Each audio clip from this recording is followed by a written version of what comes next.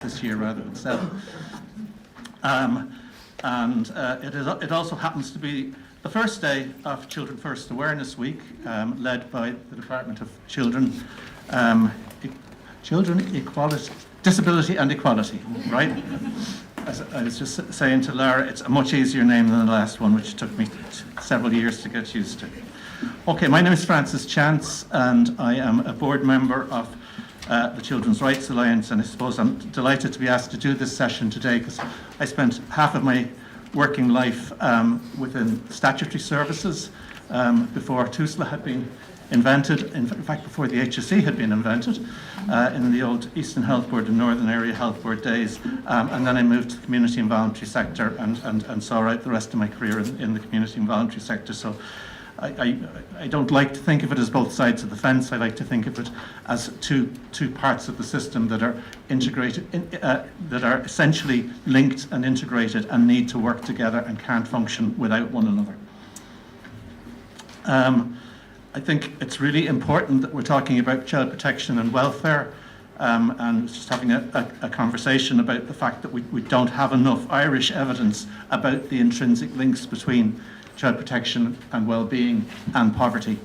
And we all know instinctively that that's the situation. Our international research tells us that there isn't a lot of Irish research in that area, and it would be really great to see some work done on that.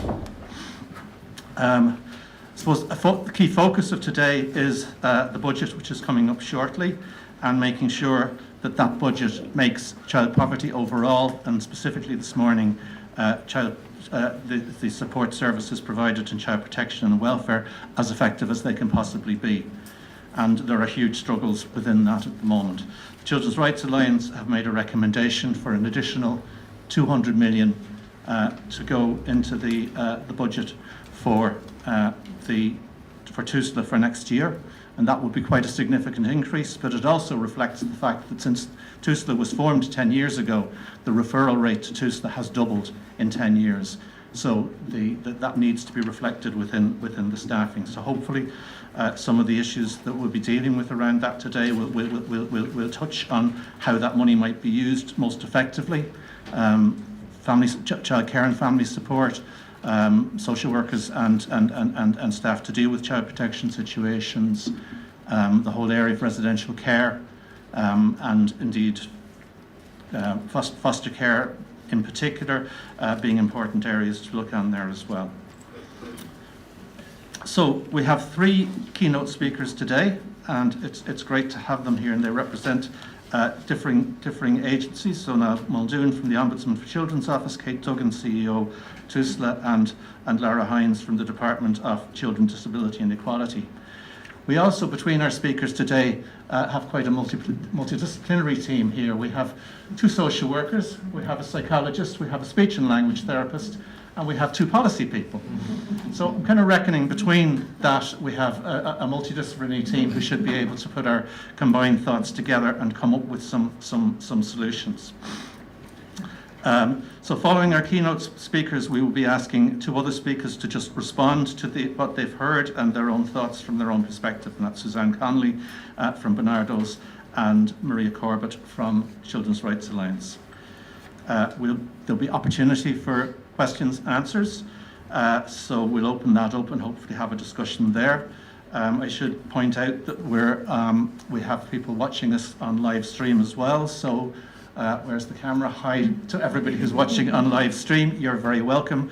I'm sorry you can't talk to us, but we'll be talking to you.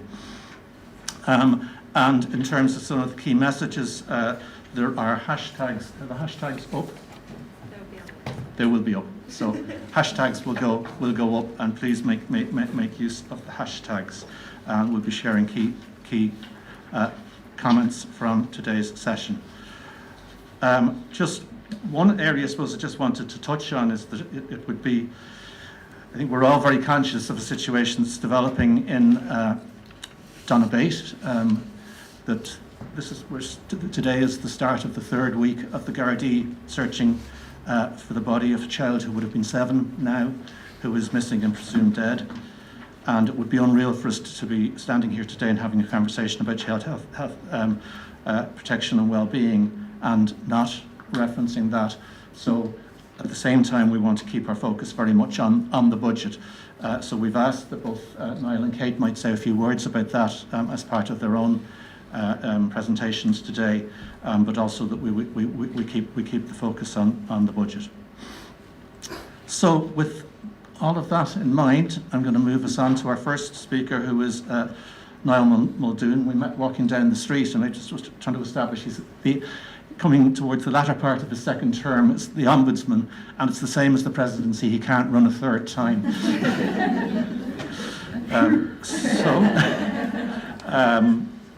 I think Niall has been an extremely important voice for children and for children's rights, and also a person who has spent a lot of time talking to and getting the views of children and young people and feeding those into the system as well.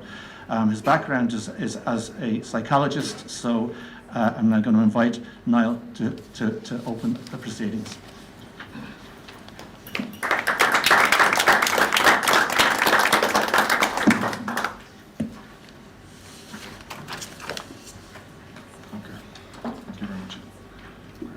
Thank you very much, Francis. I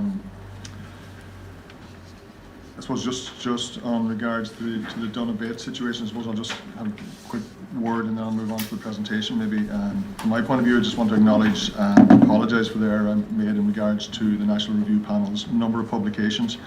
I got that wrong and I apologise for that. I do believe, though, that the purpose of any state review at this point in regards to this young person in Donabate needs to examine not just Tusla's role. It needs to look at all other public agencies and society in general and their interaction with the child and family. Subsequent to the case being closed by Tusla and up until the Gardaí became involved. So that 4-year period, we need to just know what happened, know where we might have figured out that this child had disappeared earlier, know what we might have done in a different way.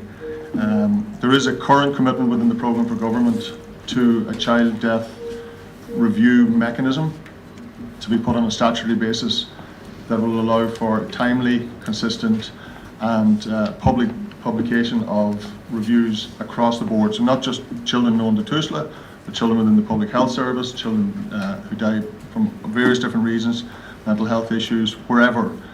So that's where I'm coming from, is that idea that we need to know as a society, have we got a system that will not allow this to happen again? Okay, so again, moving on then to today. I'm absolutely delighted to be here. I thought we were going to get a nice trip to Cork, but it just didn't quite work out for us, but so be it.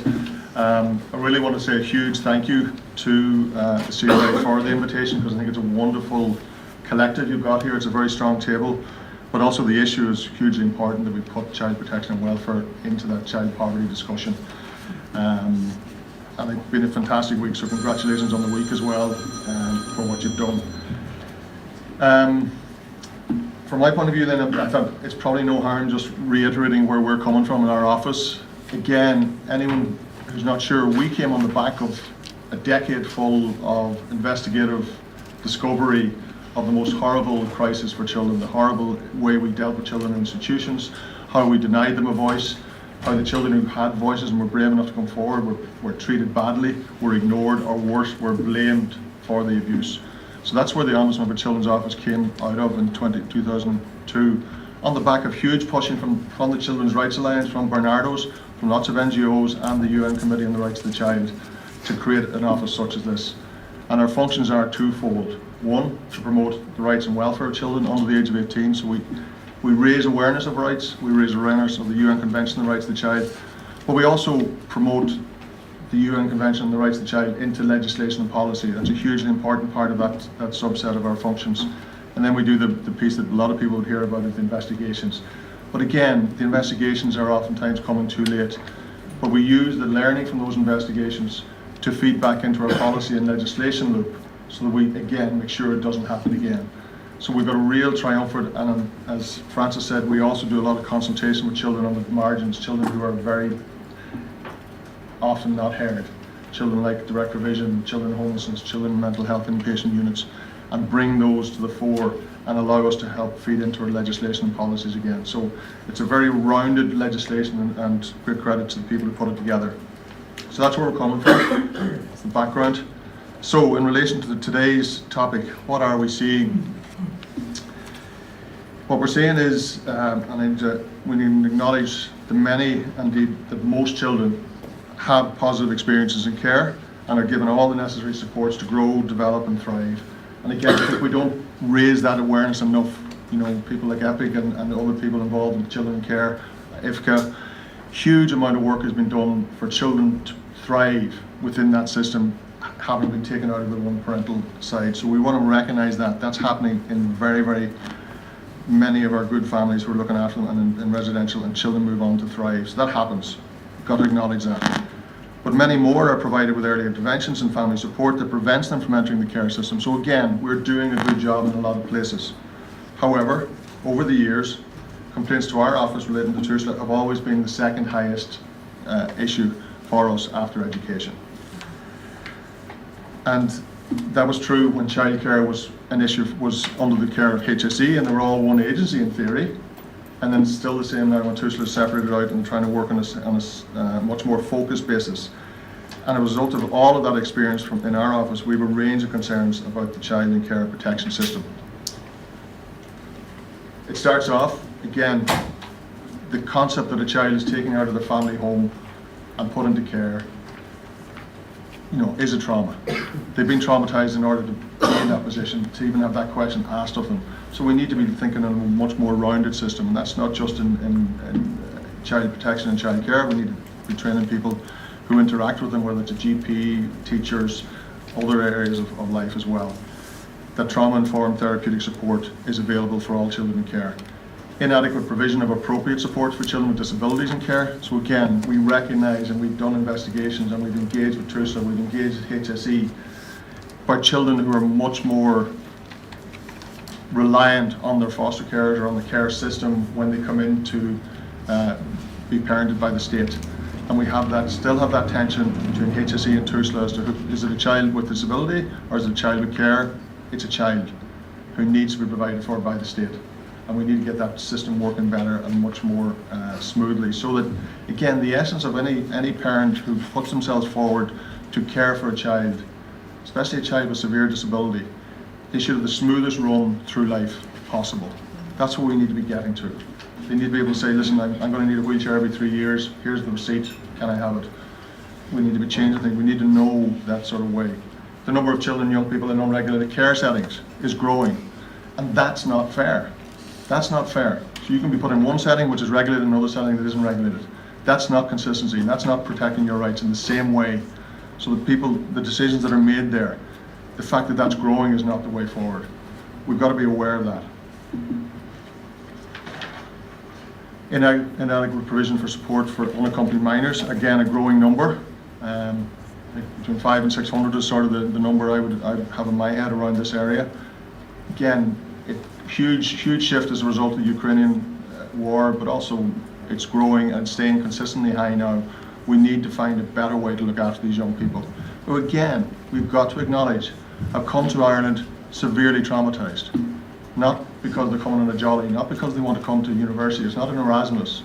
It's a serious implications for us to house them and to look after them.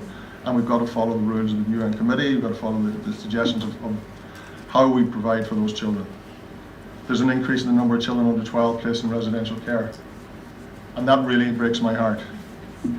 It was an unwritten rule, it was a policy, there was a belief that nobody under 12 should be going into residential.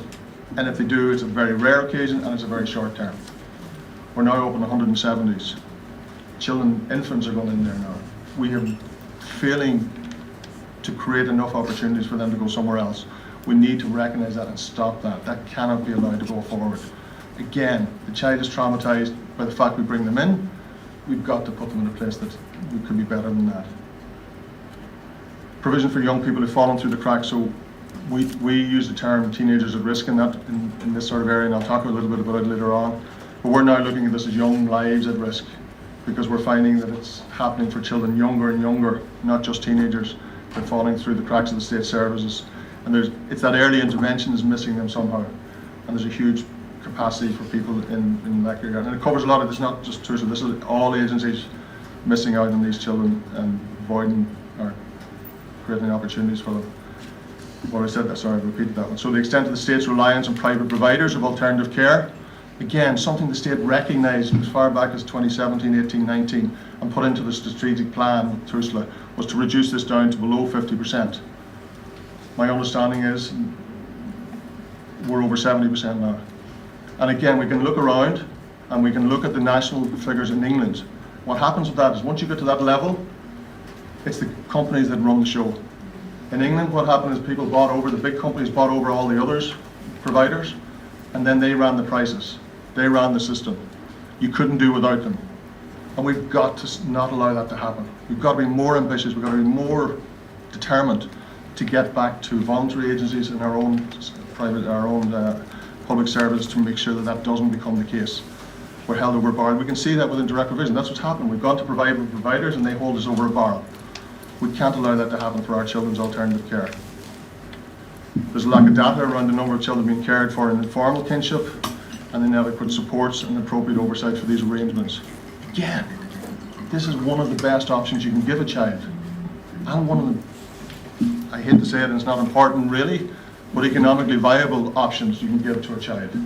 And we're not providing the support that we need to in that regard. We've started to identify that, we've moved forward with that. There's support from Tusla to the kinship care organisation. That's brilliant, but we've got to really invest in that. Allow the children who know their relatives to have the full support of that family and provide them with the sufficient support. Again, acknowledging that these problems are set within the context, and Francis touched on it, of increased pressure on the child protection system.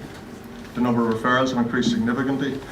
However, with that fact being true, and our educated guess being that many of the children who were not reported back for possible abuse during COVID are now starting to wash through the system and come into the system, it's very concerning for me then that the number of children being taken into care is actually falling. I'm not quite sure how that happens. 2015 we had 6,364 into care, and it's 5,807 in 2025 is the guide that we have. And the other piece for me that's concerning is that when those big numbers were coming in 2015, we had 92% of them in foster care. We now have only 87%. It's only a 5% drop. But if you consider another 5% drop in the next 10 years, we're in serious trouble. We're looking, because the replacement is residential care. We've got to stop this fall of foster care. And I know it's not easy, and I know a huge amount of initiatives are going into it, and a lot of work is going into that. But we as a state, and there has to be provided support to the Department of Children and to the Tusla to make this happen. We have to recognise that foster families are probably the most likely and best place for children to be. Residential care should always be the smallest number of provider. But you're moving now down to 87% in foster care, so you're looking at 13% of your children who are already traumatised, already coming out to a bad place, are in a residential centre provided for by professionals who do a brilliant job, but it's not the same as a family setting. So it's just being aware that we're moving in a difficult position, moving forward in a difficult way, and we've had notice of this. We've had notice of these things, and we haven't quite got the fix in yet. So we're falling short, and again, this is 101 stuff, but from us, I just need to keep reminding that, we are discriminating against children. All children have the right, no matter who they are, where they live, what their parents do, what their language is, religion, whether they have a disability, whether they're rich or poor, no child should be treated unfairly on any basis. So again, we're looking at unaccompanied minors, children bringing into care who end up in residential centre that isn't regulated, special emergency accommodations, areas where they're being discriminated against, by whatever reason. We need to know that we're doing that and recognise that and try to move away from it. The best interest of the child in all actions should be, whether undertaken by public or private, social welfare institutions, courts of law, the best interest of the child shall be a primary consideration. And that is happening, but it's not the only consideration. It's I think a lot of the time economics, facilities, what have we got available, who's around the corner, who can we give a space to, and then again, what we're doing is we're handing over the power to the other people. So if you're looking for a private provider and they say, I'm not taking that child, it's too challenging, you're over a barrel. These things are there and the best interest is not being served. The right to life, recognise that every child has the inherent right to life and shall ensure to maximum extent possible survival and development. So again, we know that these things happen. Children fall out of state care and end up dying in different ways. Could we have done more? That's all. We've got to keep asking ourselves, could we have done more, and what are we doing to do that more? We recognise there are changes to be made.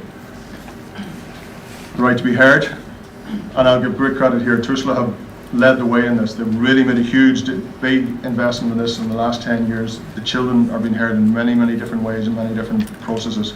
But I'm not sure if the right to be heard of children taken into care is making it up through the government, through the wider system. Department of Children are doing it as well. But again, their voices are then lost in the bigger scheme. When we're looking here, we hear it all the time. For the last 6 months, we've been getting kites flowing for the departments and the government. Is the voice of the child being heard when those budget suggestions are being made? You know, so it's really making sure that there's a powerful voice at the table fighting for those children. Again, I know I'm speaking to the converted in regards to this, the importance of early intervention and support. Often the cases that come to our office are at the sharp end, where children have been let down by the state bodies in a number of different ways. But we know that there's a good preventative work happening out in communities that focuses on early intervention support that's often forgotten about and is under-resourced. You know, huge investment, even Dublin North East in the city, we know we've done an enormous amount of work there, and lots of children will benefit from that. In July 23, the Department of Taoiseach then created the Child Poverty and Wellbeing Programme and created a plan for July 23 through to December 25. The fifth priority of that plan seeks to consolidate and integrate public health, family and parental assistance and wellbeing services. And to achieve this, the Office will add value to existing work on the integration of services, including focusing on scaling existing good practice examples, promoting the value of home visiting, supporting the First Five ambition to develop a national model of parenting support, and the enhancement of family support services provided by statutory and non-statutory organisations. So again, things like that. But we also know we've got a public health nurse shortage, those home visitings, those things, we have it on paper, we're not producing it on the ground, and that's crucial. We have to get to that stage. So all these things come into it, parenting while you're in poverty, the pressures that come with that, the things you cannot do for your child because you haven't got the money. You know, it's a great soundbite when politicians go in and say that parents are choosing between eating or heating. But the reality of living that on the ground is drawing and draining and difficult for those parents, and more so for those children.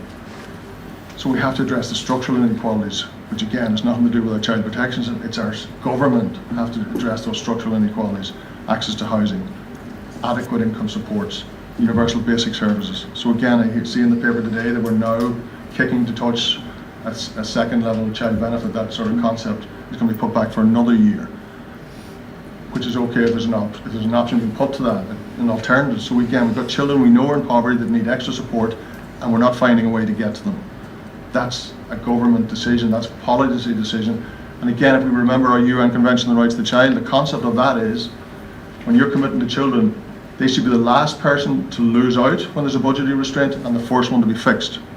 But they're losing out all the time, and they're not going to be fixed. We know that from the last downturn.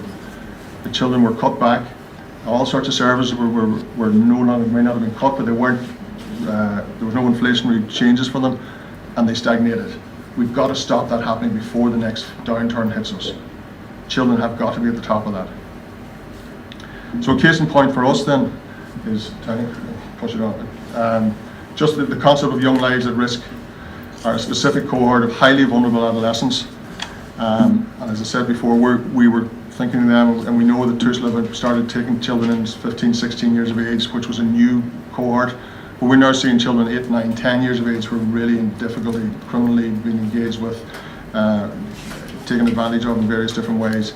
And from our point of view, we're seeing that we're trying to draw together all the agencies, the multiple agencies. There's a lack of leadership, a lack of strategic focus. Child-centred planning, budgeting has meant that many of these young people have fallen between the cracks of the state services, and they end up being routinely and needlessly exposed to greater risks of alternative care, substance addiction, sexual, criminal exploitation, detention, serious injury, or unnatural deaths. So again, we know they're out there, we know we're trying to work, and we will be working on that over the next while. Okay, my time is up. Francis is calling me out, so I'm going to skip all the way through to the very end. I will flag incorporation of the UN Convention on the Rights of the Child into domestic law will help us move forward in all of these issues very, very quickly. It would create child-friendly budgets, it would create child rights impact assessments, and it will mean that we're measuring the right stuff. So we'll just leave it at that. Thank you very much.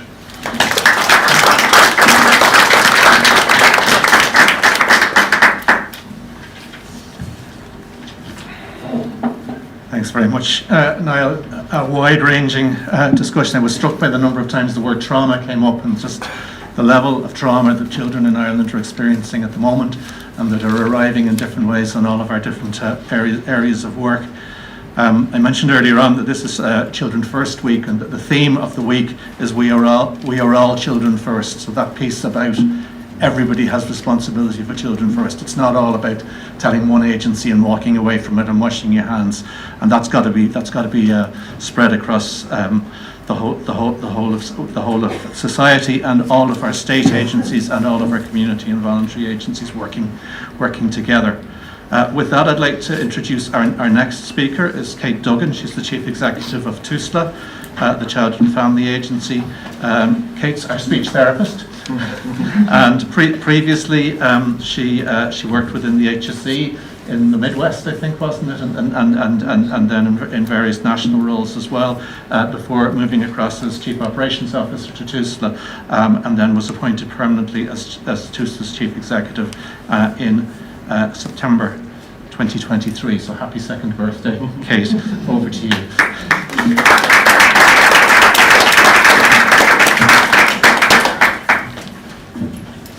Thank you very much, and first of all, just to say delighted to be here today, and sincerely thank Tanya and all of the staff within the Children's Rights Alliance, not just for today's session, but I think for the whole of the week, where they have put the spotlight front and centre on children and young people in Ireland, and particularly in relation to the connection and the known impact that poverty has on children and on families right across Ireland today.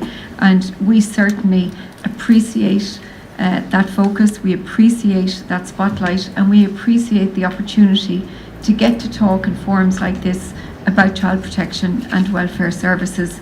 I know I was asked to just make reference maybe to just the really awful case in Donabate. I think I share just everybody's concern about how harrowing this case is. I've spoken publicly about the fact that this family were known to our family support services within Tusla for a period, and certainly we absolutely will engage fully with the National Review Panel in terms of the review of all state services engagement with this child and family, to make sure, as Dr. Muldoon said, that we understand what went wrong, could something have been done differently, and how do we take, the memory of that child to make sure that we do all that we can in terms of improving all of our services to children and families across the state. And also absolutely welcome, and I know share with department colleagues, with Dr. Muldoon, with Children's Rights Alliance and other advocacy groups, the requirement for a statutory footing for investigations into child deaths across the state, because that is something we all want. We all want to make sure that a child, and for many of us in this room who know children, who have children, who have nieces, who have nephews, who have friends who have children, we just know the number of services they touch off, the number of opportunities that are there in terms of promoting the safety and well-being of children. And so when we need to learn when something goes wrong, how were those missed opportunities, I suppose, seen across lots of different services, communities, neighbourhoods. And so we certainly will work with colleagues around that, and in terms of learning about it. And when I sit back and I listen to Dr. Muldoon and other speakers, of course you feel a sense of almost pessimism. You feel a sense of, is everything going in the wrong direction? And that's a really important thing for me to say, but I don't believe it is. I believe, and I will talk to the challenges that are there today, but I also see improvements, I see huge opportunity, and I see change happening in terms of how we are recognising and responding to the challenges that children and families face every day across the country. And when I think about End Child Poverty Week, and I don't often tell personal stories, but I was coming up this morning on the train for this, and I remember when I was applying to come and work in Tusla, people were saying to me, "Oh my God, Tusla, you're going to work for Tusla? That's going to be really challenging. Look at all the challenges that are there." But the absolute motivation I had, and the real thought that I gave applying for this job, initially joining Tusla and then for the CEO's position in Tusla, is I was that single mother that was left with not very much family support. I was pregnant with my second child, and I had a 1-year-old. And I know the struggles that I faced in that position. And I didn't have poverty as an additional challenge. I had work. I had an opportunity to work. I had an opportunity to access services that I need and that my children needed, whether they were counselling services, whether they were therapeutic services. I had access to education. And when I look at the career that I've had, when I look at the opportunity that I've had, when I look at the opportunity that my children have had, the reason and the only reason I am different to the mothers that I listened to on Sunday on the radio from Star in Ballyfermot, a service I actually visited with Tanya quite recently, the difference was my access to financial stability, my access to therapeutic supports, my access to supports for myself, for my mental health in those very early years.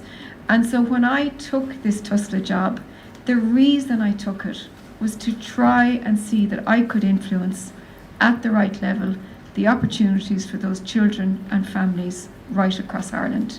And I can see that even in the last 3 or 4 years, the progress that has been made.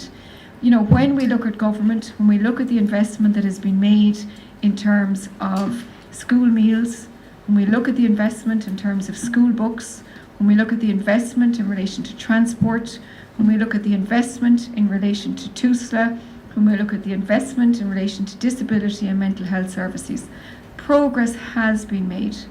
When we look at where regulation has taken us in terms of the standards of services that we provide, when we look at how there is now, more availability, more discussion, there's a more open society in terms of being able to acknowledge and recognise when there are issues in relation to child protection.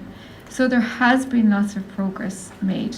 When we see that the referrals to Tusla have doubled, we're expected to receive 105,000 referrals this year.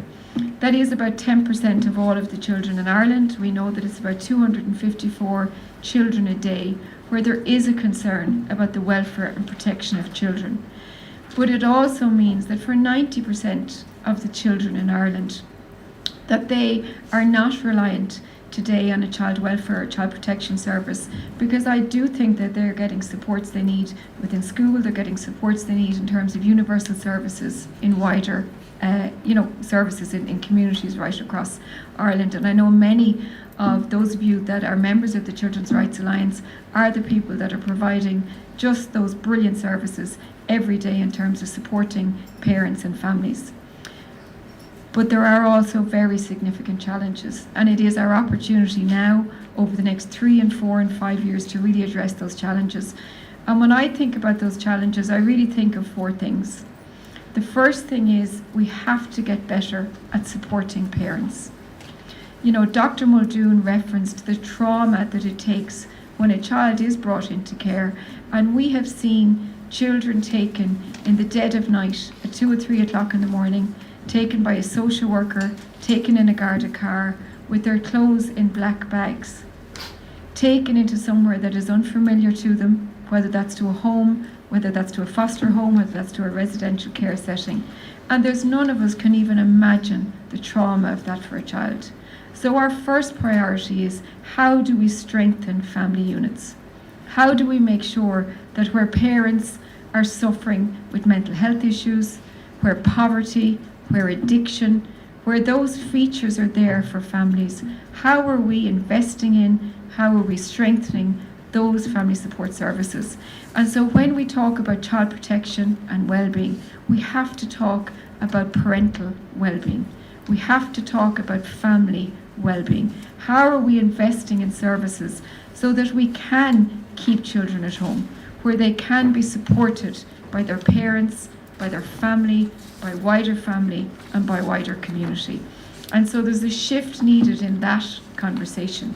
And when we take an example, and I don't, because there's fabulous services out there, but when we take Star in Ballyfermot, we met a service out there that are a service that are able to keep children safe all day long. So where parents are struggling, they have that reprieve to be able to go to access their counselling, to access their follow-up addiction services.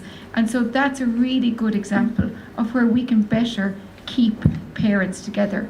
And we heard about a service out there that was struggling for funding and that was struggling for more adequate funding to be able to extend and keep those children for longer periods of time.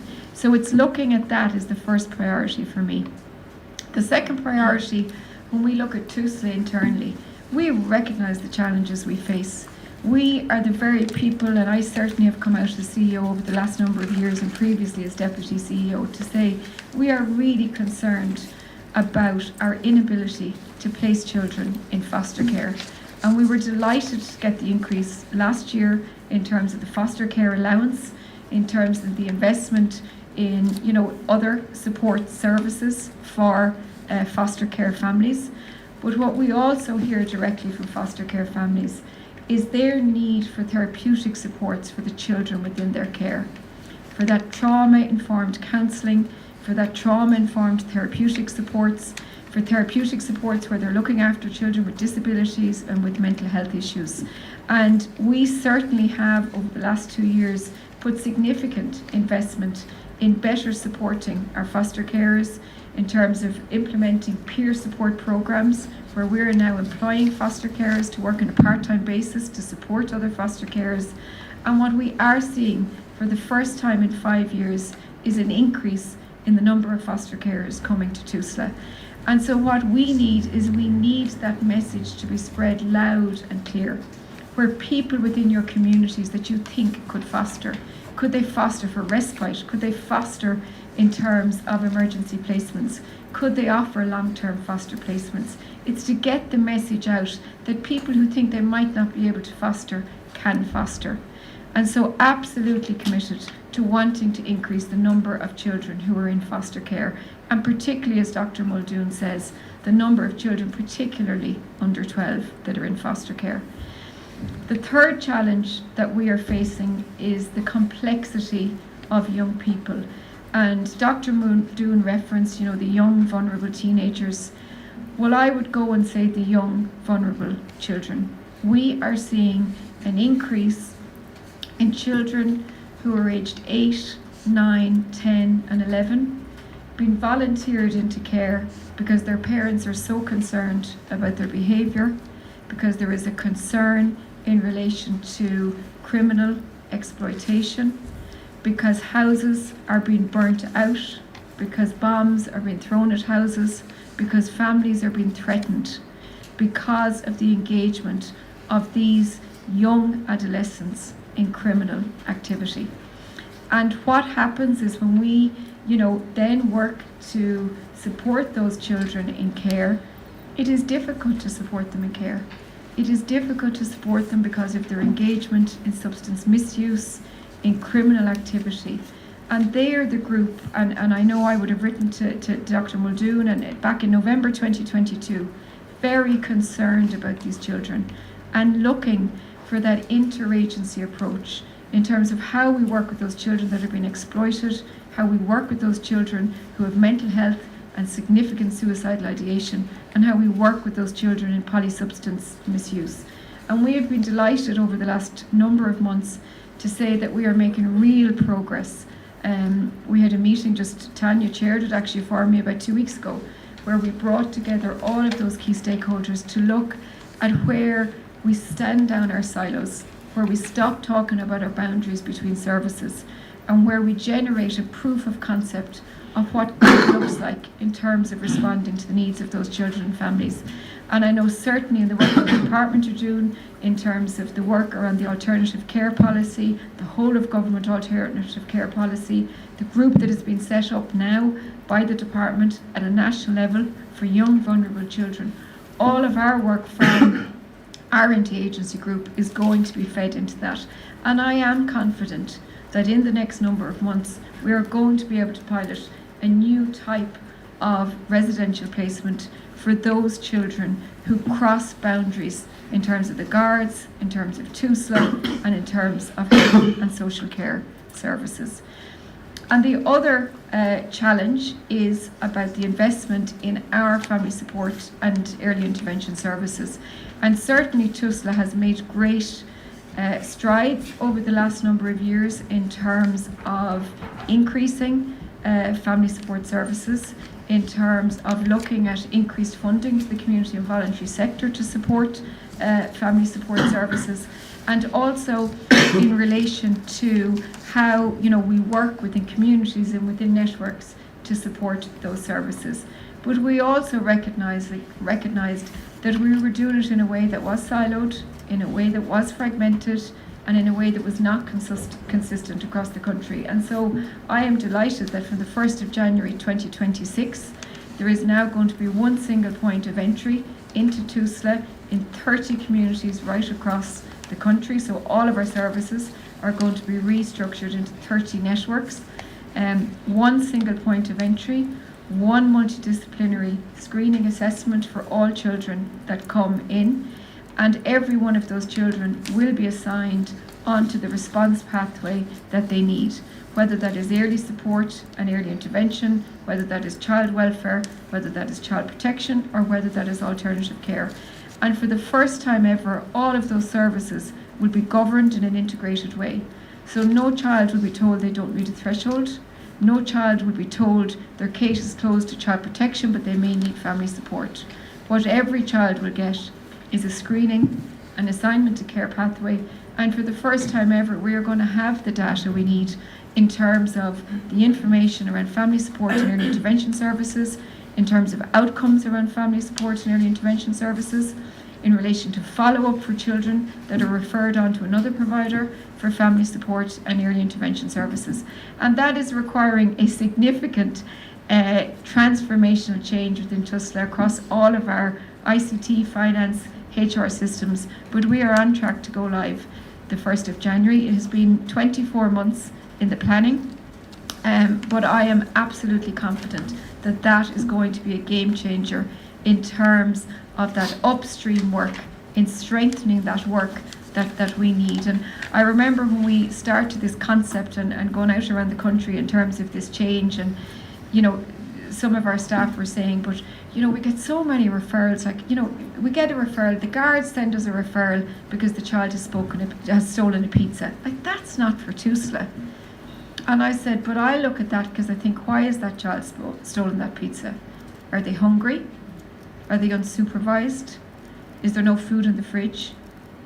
And so it's changing the thinking to say, if somebody is concerned enough to raise a welfare concern, well, for the first time now, from the 1st of January, you're going to be able to refer in that welfare concern, not to our child protection service, but to our family support and early intervention services, to look to see what can we do sooner, what can we do earlier, and what can we do in a more integrated way to better support children and families within our services.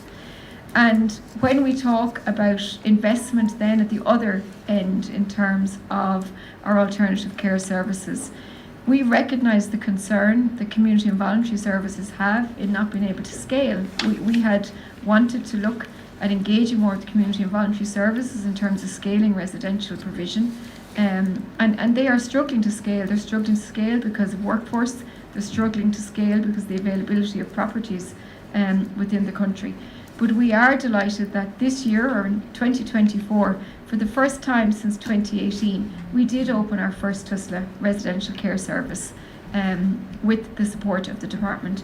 And we are on track to open 9 more residential services. And that is at the same time that over the last 2 years, we have opened almost 29 residential services for separated children seeking international protection. And so it is around putting a context on the demand that is coming at our services, but not to let that overwhelm the absolute progress that is being made for children and for families, not just in Tusla, but across state services.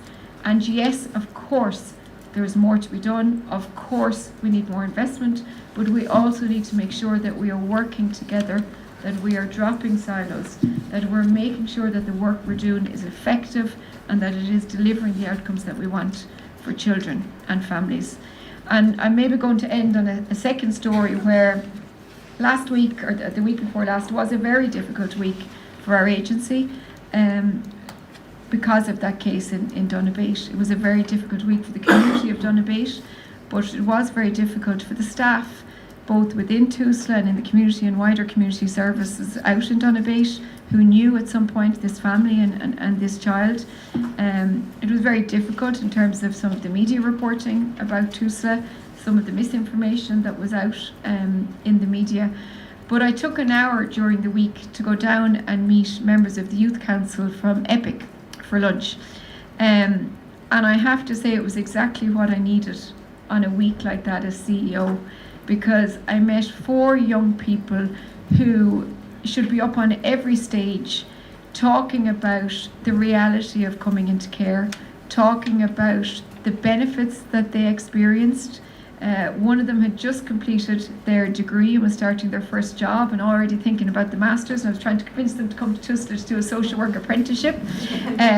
One of them was in the 3rd year of their degree and talking about their 14-year-old sibling being in care and the importance of him seeing her progress and how she had really come to do a course that she loved and really see and be open and talking, and the real changing point for them was also that stigma that was attached to being in care and wanting to now take away that stigma.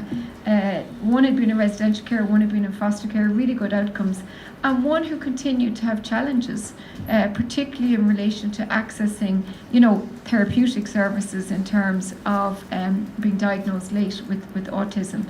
But it was a conversation where I felt positive that progress had been made. It was a conversation where they were able to tell me about the progress they can see that is made, but they were also very focused on what we need to do now. These are the things, and so we came away with 3 things. I have to go back and meet them at the end of November, and I have to deliver those 3 things by the end of November. But that was one of those meetings that equally, because we can't lose faith. We cannot not admit and be open to the challenges, that we are not serving every child the way we would want to, that we are not able to place every child in the placement that we would want for them.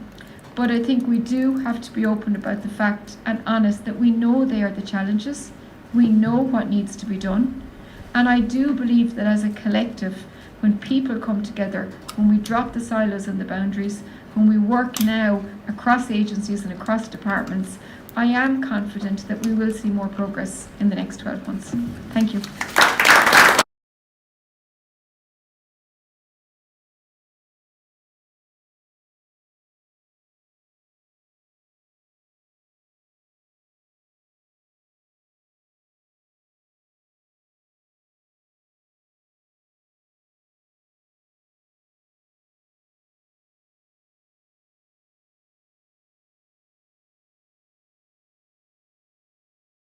The big question that we have to face now is getting those resources on the table, so that as well as having structural change, you actually have the bodies in place who can do the work that needs to be done at each of those levels, which is a nice segue to the Department of Children, Disability and Equality, and to introduce you to Laura Hines. Laura is Assistant Secretary General in the department. She has responsibility for the Child Policy and Tusla Governance Division.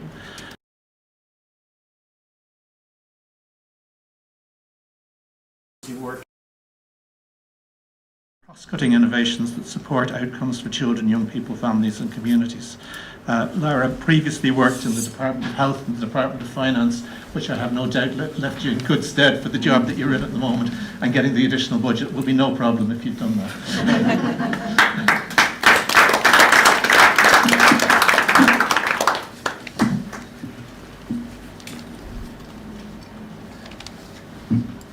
I might just grab a glass of water actually.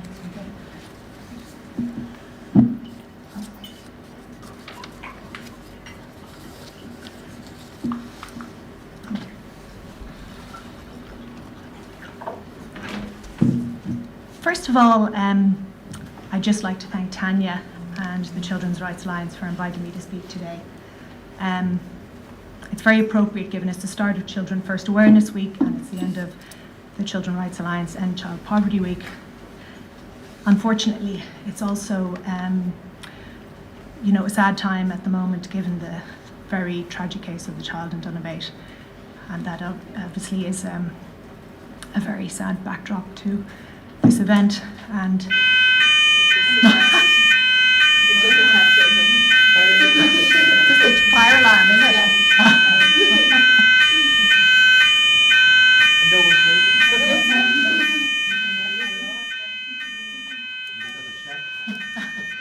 That smoke coming out of the door.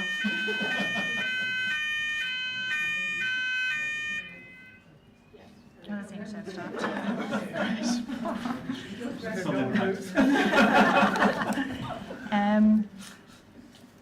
And just to say, the Minister and obviously departmental officials are obviously, very concerned, obviously, about that case. And just to say, we are also, with our colleagues in Tusla, determined to learn any lessons that may come out from the circumstances of this very sad case. And we'll be assisted to do so by our colleagues in the National Review Panel, who always come up with very, very astute recommendations around the cases of children who were known to or in the care of Tusla who either died or had a serious incident. So we will be doing that and working very closely with Tusla colleagues on the review and the wellbeing check review that the Minister directed Tusla to undertake.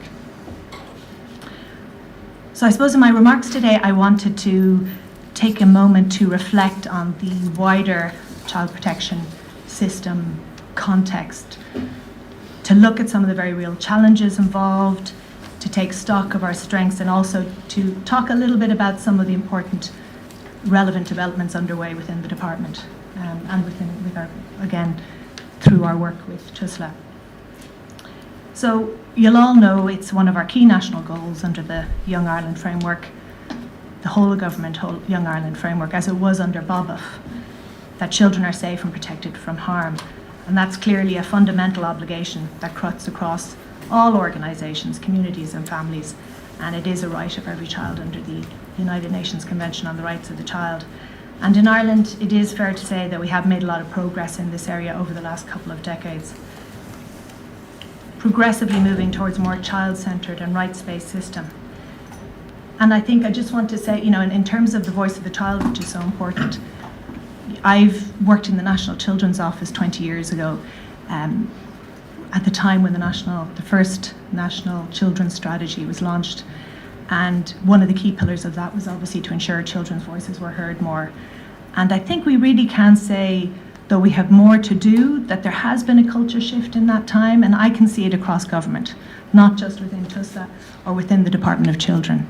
And that is due to the tireless work of our colleagues in the participation unit in the department and our colleagues in Tusla who've really been banging that drum very hard. And the message has landed. I can see that when I talk to colleagues in other departments. And they're taking advantage of the expertise that has been built up over those 20 years. So I'm just going to look a bit more at the child protection frameworks that we have. They are actively monitored and strengthened where gaps are identified. We're doing that on a constant basis. But we know we can do better. And we are committed to doing better and to strengthening the child protection system and learning from the sad cases I've just been talking about. As we all know, child protection is about the management of risks to children. And many of those risks are as old as time, but many new risks are arising, or how they, manifest themselves. There are new risks are arising, risks are evolving on a constant basis.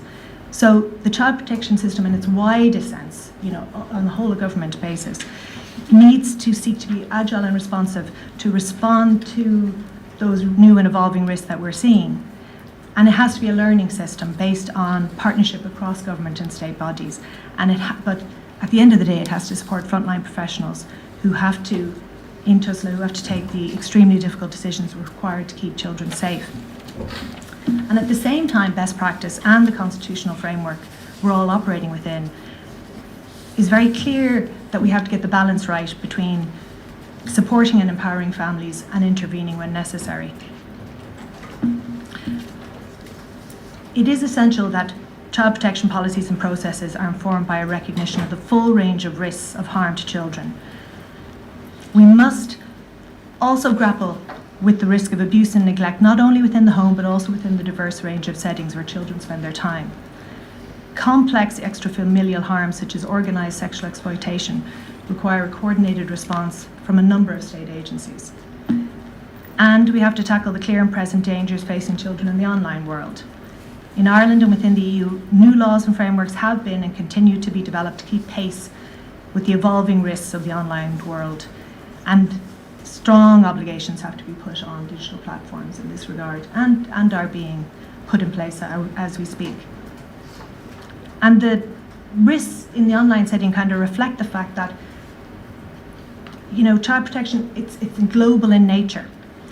So we see that with the growing threat of child trafficking, and also in terms of the need to respond to the needs of unaccompanied minors and separated children. And again, as we've emphasised quite a bit throughout these keynote addresses, these types of risk, these new forms of risk, span the statutory responsibilities of multiple agencies. The factors leading to increased risk to children are shaped by wider societal and economic trends in the area of housing, health, education and family structures, and we've spoken a bit about that already as well.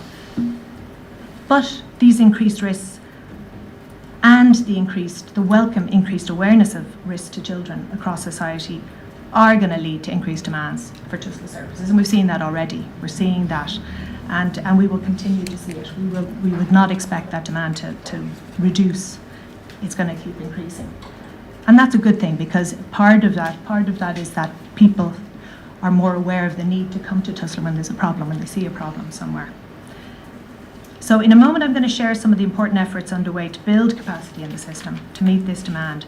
But first, I wanted to talk about two other critical areas that we need to build on to meet the needs of the most vulnerable children and young people. And these are strengthening interagency cooperation and getting the balance right between early intervention and prevention and direct child protection efforts. On interagency cooperation, the challenges in securing sufficient interagency cooperation have been highlighted in a range of fora, been highlighted by the courts, by the Ombudsman for children, in the reports of the Child Law Project and the National Review Panel. For the most vulnerable cohort of children and young people, including those in care, the complexity of their needs clearly, as again has been mentioned, requires an interagency approach, which is not that easy to put in place, clearly. Children in the care of Tusla, or known to them, are some of the most complex, most vulnerable individuals in society, and we do have to work across government to meet their needs. In line with commitments under the programme for government, this department is now finalising the Childcare Amendment Bill, which is going to be brought to Cabinet imminently, very soon. Proposed amendments in this bill aim to address ongoing interagency challenges at an operational level through a range of innovations. These innovations include the introduction of guiding principles designed to strengthen the child-centred focus of the Act and to foreground the best interests of the child.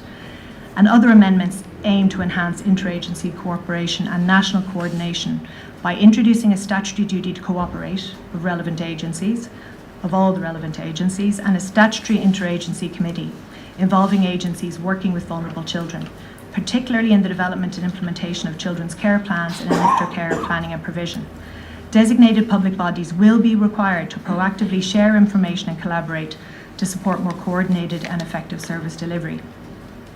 These statutory provisions will, it is hoped, assist in overcoming the most significant barriers to cooperation, which were identified by many of you here in this room during the consultation phase of this amendment bill. In anticipation of the enactment of the legislation, the Department has established on an administrative basis an interagency group on vulnerable children, which is currently attended by our department, the Department of Health, the HSE and Tusla. But the statutory committee will have a much broader remit and will be bringing in a lot of different departments and sectors and agencies. Now I'm going to talk a little bit about Children First as an example of interagency cooperation, because we do have an interagency committee, a statutory interagency committee for Children First, which it includes all government departments, every single one, as well as Tusla and Garda Síochána and the HSE. And I think that has been, and we can see the progress that has been made within that committee in terms of increasing awareness across the entirety of government about their responsibilities to safeguard children and ensure that their sectors and agencies are doing everything possible to improve child protection and to improve child safeguarding. Together, the Children First Act and Children First national guidance provide the framework for a whole of society approach to safeguarding children. As you know, they place obligations on a whole range of bodies and individuals to take proactive steps to keep children safe. The most notable measure of the Act, as we know, was to introduce mandated reporting, whereby professionals working with children in all those different sectors are required to report child protection concerns above a defined threshold to Tusla. And this provision was carefully calibrated to ensure that people who are best positioned to identify concerns and to help protect children owing to their qualifications, training and employment role were included under this legal duty. And we have seen how that has really been taken on board with the increase in referrals. The Act and guidance also place clear duties on organisations providing services to children, including carrying out a prescribed risk assessment process and developing a child safeguarding statement underpinned by robust policies and procedures. And as you will be aware, this week from the 15th to the 21st of September marks the third Children First Awareness Week, which is a whole of government and cross-sectoral campaign to raise awareness of the obligations under Children First to keep children safe. This year's campaign is aimed at parents and guardians and seeks to inform and empower them with respect to the measures under Children First. It is important that parents themselves are aware of the rules in place and that we promote a culture that normalises conversations around safeguarding. Again, the key message of this year's campaign is "We are Children First," which underlines the crucial reality that keeping children safe is not the role or indeed in the power of any one agency or of parents alone. It is up to everybody to keep children safe. The Children First National Guidance is kept under review to ensure that it appropriately reflects the full range of potential risks to young people. And in light of that, the Department will be shortly commissioning an environmental scan to capture new and emerging knowledge about categories of, settings for and indicators of and responses to harm to inform any needed updates to the guidance. Children First intersects with a range of other policy and legislative improvements that have been made to child protection standards in recent years. These include National Vetting Bureau Acts and the Criminal Justice Acts as revised, both of which fall under the remit of the Minister for Justice, which again reminds us that this is really everybody's business. Turning our attention to early intervention and prevention, very positive initiatives such as the network of family resource centres and the suite of supports under Tusla's Prevention Partnership and Family Support Service are a fundamental part of how we address young people's needs in the context of their families and wider support networks and prevent risk escalating. One very promising recent example of how early intervention can also provide a critical safety net is through the establishment of the Tusla National Home Visiting Programme in 2024. Home visiting programmes provide support and guidance to expectant parents and parents of babies and young children, promoting infant and child health, fostering educational development and school readiness, and helping to identify and prevent child abuse and neglect. Over 2024 and 2025, 14 home visiting services have been established or expanded, increasing the accessibility of home visiting services for more children and families throughout Ireland. Funding from the Children's Fund has been allocated over the period 2024 to 2028 to expand home visiting services further in Ireland. Ireland's commitment to early intervention is one of the key strengths of our policy approach. Another key strength is our commitment across the system to a child-centred approach where the rights and voice of the child are the primary consideration. The Department continues to work towards the establishment of the Guardian Ad Litem National Service, which will ensure that the voice and best interests of children are always at the heart of childcare proceedings, and will provide a high-quality, standardised service to the courts and to children and young people who are the subject of these proceedings. The implementation of Barnahus in Ireland, which is a programme for government commitment to expand it across the island, is another significant child-centred initiative in the context of Ireland's responses to child sexual abuse. Barnahus brings together the relevant agencies, Tusla, the HSE, and Garda Síochána and Children's Health Ireland in a child-centred way under one roof to provide a coordinated and effective response to children who have or are suspected to have been subject to sexual abuse. It aims to prevent any further trauma to these children by ensuring timely access to child-centred care. These centres are constructed to ensure that children's rights to safety, recovery and access to justice are fully upheld. Looking to the future, we must of course continue our efforts in partnership with Tusla to build capacity in the system. There are positive efforts underway to increase the supply of social workers, and we continue to work with stakeholders, including the Department of Further and Higher Education and the Department of Health and social work employers across Ireland to ensure our supply of these critical professionals continue to increase. And I have to give a shout out to Tusla for their very innovative work in this space through the creation of the apprenticeship programme for social work. And they're also currently looking at creating a programme like this for social care. So I think that's, that shows huge promise, and they're to be highly commended for that. It really is potentially a game changer when it comes to improving the pipeline for social work and potentially down the line social care. In the area of foster care, the programme for government includes commitments to increase further the rates of the foster care allowance, to develop a pension solution for foster carers, and to ensure Tusla is supported in recruiting and retaining vital frontline staff and foster carers. Officials within my division are proactively engaging with counterparts across the various departments to ensure these commitments are realised. We are also committed to developing a national policy on the rights of children living in informal kinship care arrangements.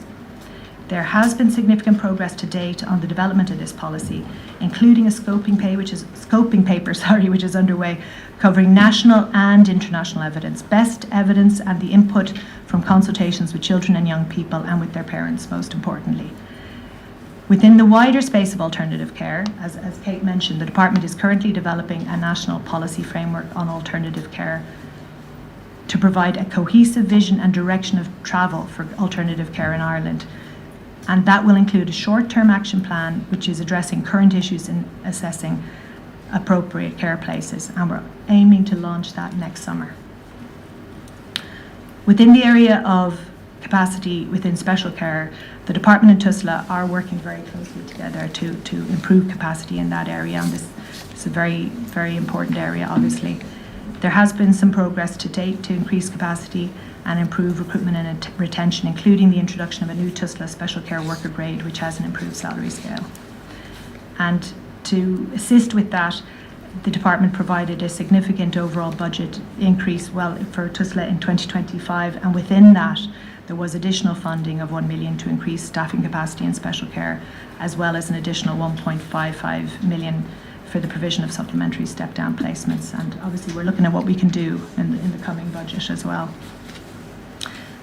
I've already mentioned the very important work to update and modernise the Child Care Act. As you all know, the Child Care Act, which obviously was enacted in 1991, really marked a turning point in the protection of children in Ireland, providing the statutory foundation for the safeguarding of children. And while it remains a cornerstone of our child welfare framework and really was a very good act, significant developments such as the establishment of Tusla, the enactment of Children First and the passing of the Children's Referendum made it necessary to review and update it to ensure it reflects our current child protection context. And the department undertook a lengthy and in-depth review of the Act, which involved consulting widely with stakeholders. And this consultation was an essential part of the review phase, that led to this new draft legislation, and the impact of these consultations is very visible in the bill. As well as the critical measures relating to interagency working and embedding the best interests of the child, the bill proposes important changes to supervision orders, interim care orders, voluntary care arrangements, and accommodation for children who are out of the family home. These changes to the legislation include mandating regular reviews of care arrangements to promote stability for children, and also to effect reunification of families where this is in the child's best interests.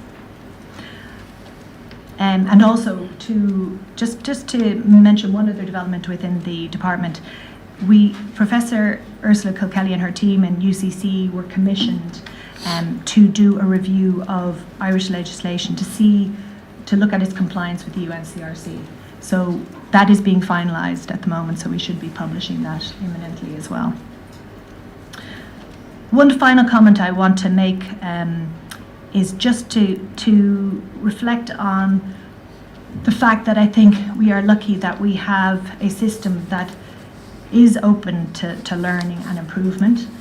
I mean, part of that is around the fact that we have a robust monitoring and reporting systems that, you know, point out where we're not doing well enough and where we need to do better.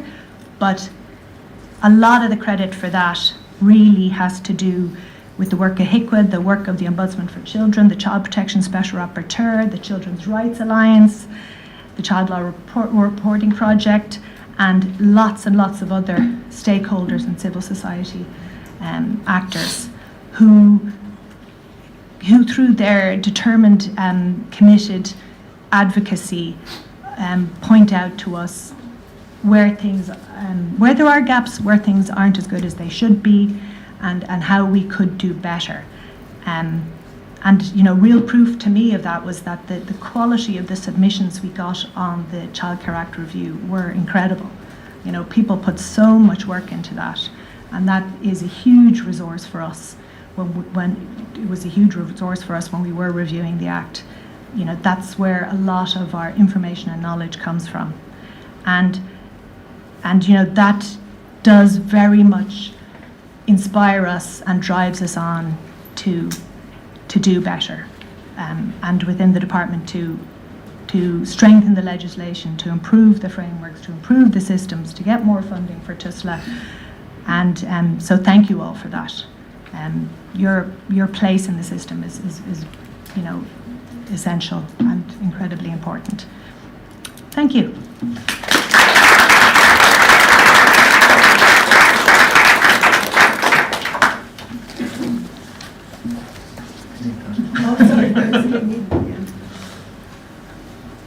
Lara, thank you very much for those words. I mean, very wide-ranging insight into the work that's going on in the department, and I suppose it stresses the importance of having a department of children in the first place, which was kind of hugely radical thing to happen at the time.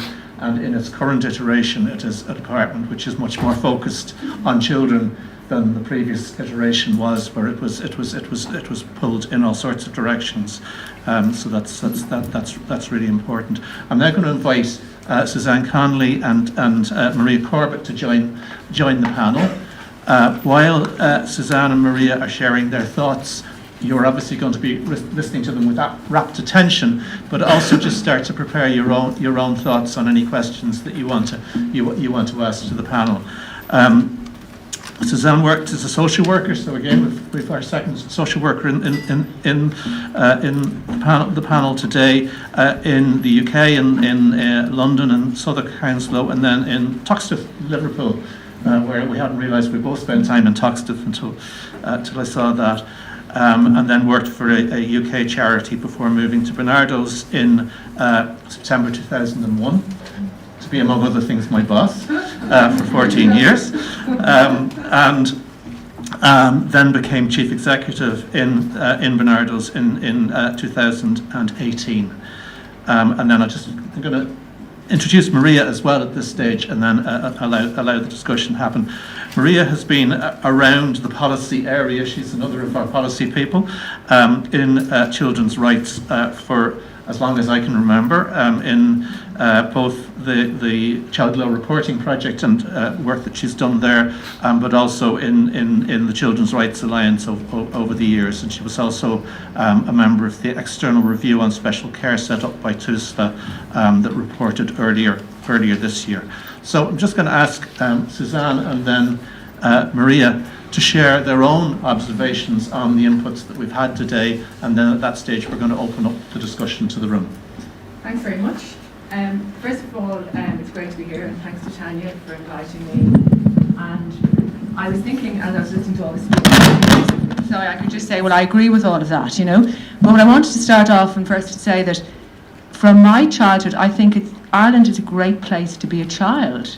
And for most children, I think they're surrounded by love, care and attention. And while some children may be better off than others, what a lot of children have is the rich resources of having parents who love and care for them, parents who do good enough childhood themselves so they're able to give their children exactly what they need.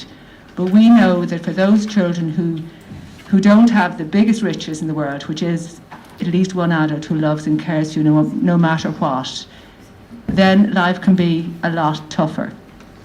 And poverty and structural inequalities and all the things we're referenced here just compounds that. And that is when a lot of us who work with children come into their lives. And then, irrespective of what our agency is or what our role is, it's incumbent on us to do the best we can for those children. And what I was struck by is the recognition that we all know the problem, and we all come with a particular understanding depending on our perspective and the agency with which we happen to operate in, or indeed our professional background, or indeed our personal background, because we all bring who we are as people to the work that we do every day. However, what we probably need to do more of is to work together to talk about what the solutions are. And in that context, part of the solutions is the capacity to learn together. Now, learning together is hard work, because in order to learn, you have to be prepared to say that you don't know. And sometimes in the context of the blame culture that we operate and live in, and also in the context of the stresses of the everyday work and world we're on, compounded by a range of competing demands, it can be hard to take the pause and the steps, and indeed to have the patience to say, well, how can we learn? How maybe could I have done something different or differently? So in that context, I think that we also don't have a sufficient opportunity to talk about success. So what happens is there's a lot of attention when something hasn't worked and hasn't gone well, and then appropriately we talk about what could have been done differently. But is there any capacity in the system, this is the challenge back, that we could look at complex cases and complex work where in fact all the professions worked well together to do the best they could in this situation. In fact, the outcomes for children was pretty good. And I think if we could do that, that would make a massive difference to, first of all, to the trust that we would have with each other, but also to how we can then begin to have positive solutions in the systems that we create around a child. Because if we constantly just talk about what has gone wrong rather than what has gone well, we don't necessarily have the best way of going forward, if that makes sense. So, and I would really love that opportunity for us to do it. Again, it might need to be Chatham House rules, because there might be a capacity where we need to say, well, maybe I could have done something differently, and maybe this is why I didn't. And I know myself as a social worker, I learned most from the mistakes I made, and from very caring, trusting supervisors who were able to say to me, actually, maybe this could have been done differently. But that takes a lot of safety in order to have that.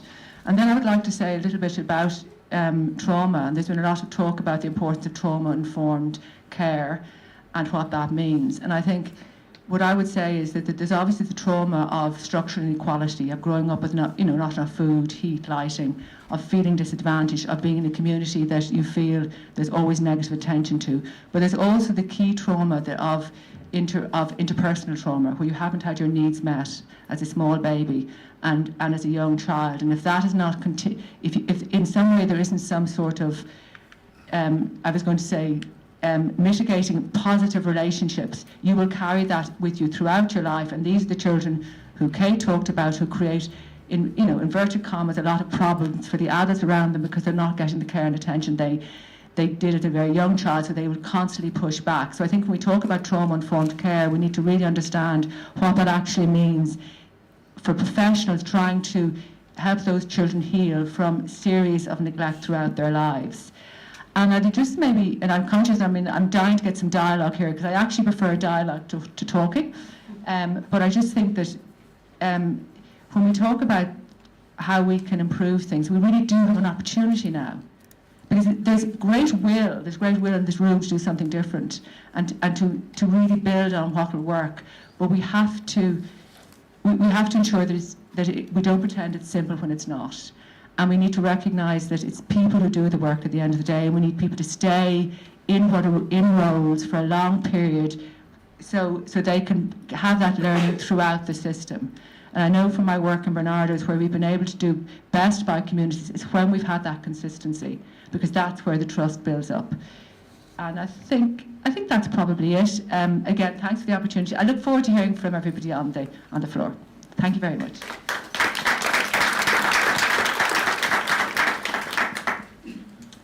Great. Good morning, everybody.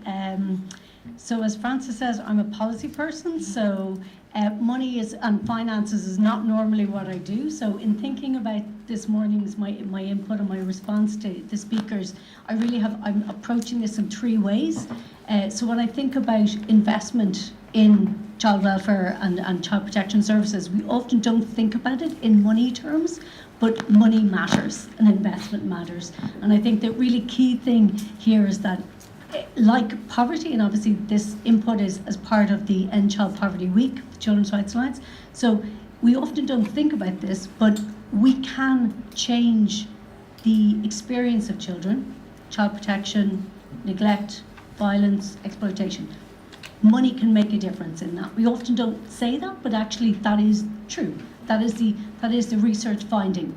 If you invest, you can decrease children's likelihood of exposure to harm, and then also if they have been harmed and taken into care, you can support them, as we heard earlier, and the excellent work of the EPIC advocates to actually explain that. So money matters in this space, and we often don't approach it from that way. So I'm just going to make three really quick comments. So the way I think about it, and trying to, like in my mind, I was trying to think about Tusla and about money into Tusla. So obviously money into Tusla's budget line is actually money into Tusla, its agency, but also its partners. And a lot of the partners of Tusla are in the room here. They're the members of the Children's Rights Alliance. They're community-based organisations that are providing services at a local level, or at a national level like Bernardo's and other larger national organisations. So if we think about Tusla's investment in Tusla, I was kind of imagining it like a paper house of cards, you know, the three sides of that, if that makes sense. So on the one side, you've got effectively there are immediate demands on the agency, and as we heard this morning, there's a huge increase in referrals and in demand for places. So that is essentially Tusla meeting its legal obligation to provide services immediately for children. We can't get away from that money. That needs to be spent. The other bit, which we heard about also, is planning. It's the future. It's forecasting. What are we going to need? Where are we going to need it?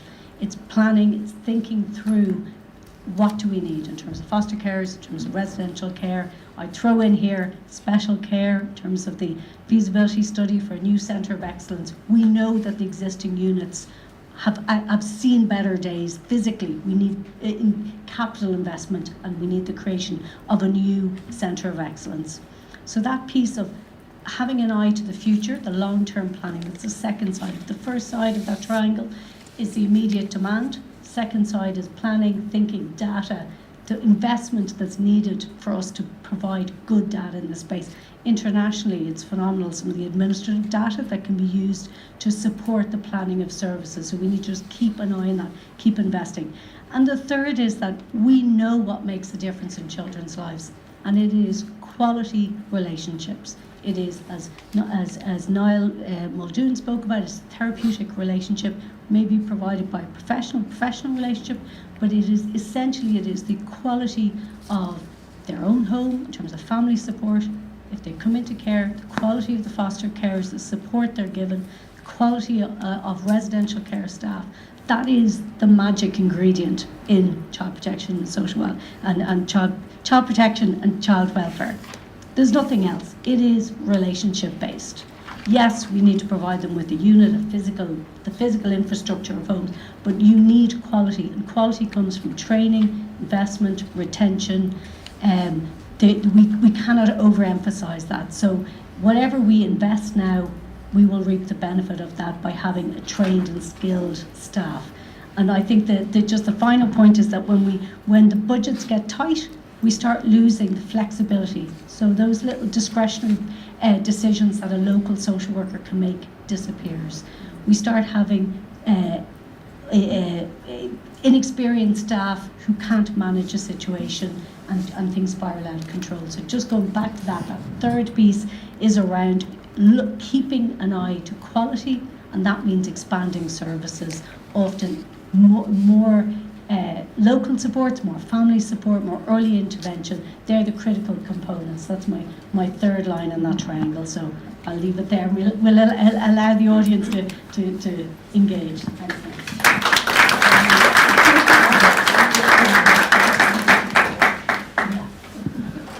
Okay, we have had a huge amount of really important inputs today, and my brain is firing in about 15 different directions at this stage.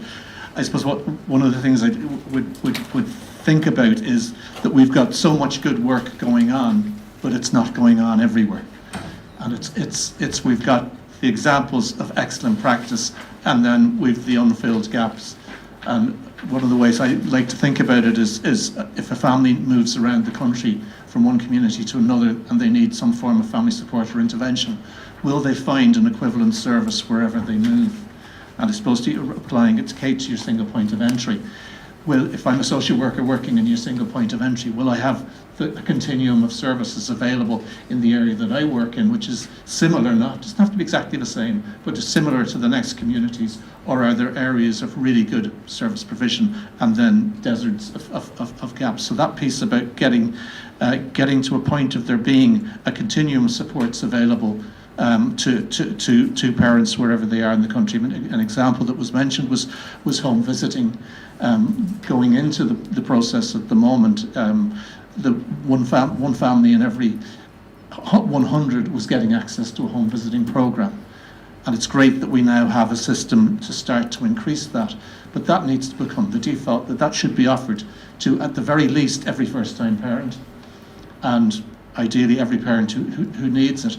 And there's a lot of steps to get there, but it's great that we've started down that road at the moment. Okay, with that, I'm going to stop talking, and I'm going to could we just get a quick indication of people who are interested in asking a question at some stage during the discussion. So it was only one hand up. Two. Okay, and three. Okay, so actually what I'm going to do is I'm going to take those three, and would the rest of you please put your thoughts together and come up with some questions. So starting in the middle at the back. Could I just ask you to name who you are and what agency you're coming from? My name is Maureen O'Mahony. I have worked in the area and I taught in the Phoenix Park School for 20 years. I subsequently worked myself out, retrained as a counsellor, and I worked as a counsellor and a manager in Beacon Life. I'm now retired. And presently I work, I volunteer as a moderator with an online group for kinship carers. And your question? For myself, my personal life, I was a kinship carer for 15 years. And I can relate to almost everything that was mentioned here today, including the fact that my granddaughter was missing for 4 months, and a number of attempts were made on her life while she was missing. And unfortunately, she still was the case. So I was left coping with that. travelling to Spain to try and find her on that. And I think the Ombudsman would be aware of the case as well. So currently I am listening to people in work, looking after children in the online group. Very, very upset. I think being turned down for the guardian allowance. Now, some of them would have more than one child. And recent research says that it costs about €300 a week to look after a child. And they have been told that the abuse takes at least 6 to 9 months. So if you're left with 2 children, you're a grandmother on a pension and you've got 2 extra children, what in the name of God are you going to do? So they're online and they're saying, what can we do? And we have no answers. So what I am saying, or what I'm suggesting is, please kind of come up with some short-term answers for these people. And you know, don't tell them to go to the community care officer and beg. Just try to come up with some humane answers for these people who are looking after children. I know myself, I took my granddaughters out of danger and with my heart. And I had a good job. 4 years later, or 5 years later, I lost that job. And my back was against the wall. 2 years ago, I lost my house. I had a good house. I had no mortgage on it, so I was able to buy a smaller house. But I lost my home. I was very lucky because I actually owned the house. Most people are not. So I'm looking after, I'm listening to people online who have 1, 2, 3, and 4 children, and they're being refused for the guardians allowance. I'm told, wait 6 months. Okay. So add €300 by 4 children and see how long it lasts. Okay, thank you for that. Thank you for that question. The second person was just here. Hi, my name is Niamh Murray. I'm principal of Rutland Street Primary School. It's an inner city primary school. Just to say thank you to the panel, it was really very interesting. Like everybody else, we're all very upset by the case of the missing child, but I suppose many of us working on the front line are not surprised because we can see all the gaps and the holes in the system and how this could happen. And I would like to just make 2 suggestions. I know that Tusla are looking at reviewing maybe 38,000 cases. These 2 things might be quicker. The first thing is, the week that happened, I enrolled a child in school who should have done several years in school, but had only done several months. The parents weren't really sure. They're living in homeless accommodation on Gardner Street. They weren't sure of the name of the school the child had been in, so I did a Google, rang a school by chance, got a school principal who gave me a verbal history of what had happened with the family. She said to me, I thought they had gone to Kildare. Okay, so it's very reminiscent of Kyron Durnan's situation. So anyway, we've enrolled the child, but there's a system people may and may not be familiar with called the POD system. It's the Primary Online Database. It's a Department of Education register of all the children in the country who are registered for school. I would like to suggest that somebody, Freedom of Information, the Department of Education, to find out how many children are, I don't want to call children dormant because they're children, but how many cases are inactive, how many children are registered for school in Ireland but they're not attending, and if not, where are they? Have they left the jurisdiction? Are they still here? There's huge risks around child trafficking and, very sadly, child death. The second is something I've raised before with the Department of Education, with the social inclusion section. There's a huge number, everybody knows, I don't have the statistics, of children living in homeless accommodation on Gardner Street. And many of them are from minority communities, such as the Roma community. They're extremely vulnerable, there are language issues. There are children in those homeless accommodations who were not attending school, I asked, could Tusla check? And I was told, and this may be incorrect, but it was at the time, that if they're staying in private rented accommodation, that Tusla can't actually check. Now, I'm not sure if that is still the case, but I really think something needs to go to every single homeless accommodation centre and make sure that the children in those centres are registered for and attending school. So they're just two suggestions I'd like to make that may make things a little bit better. Thank you very much. Third person is over here. Hi, I'm Roisin Webb, Research and Policy Manager in EPIC, and I was delighted to hear Kate talk about the meeting with our council, because I know that meeting was on my desk.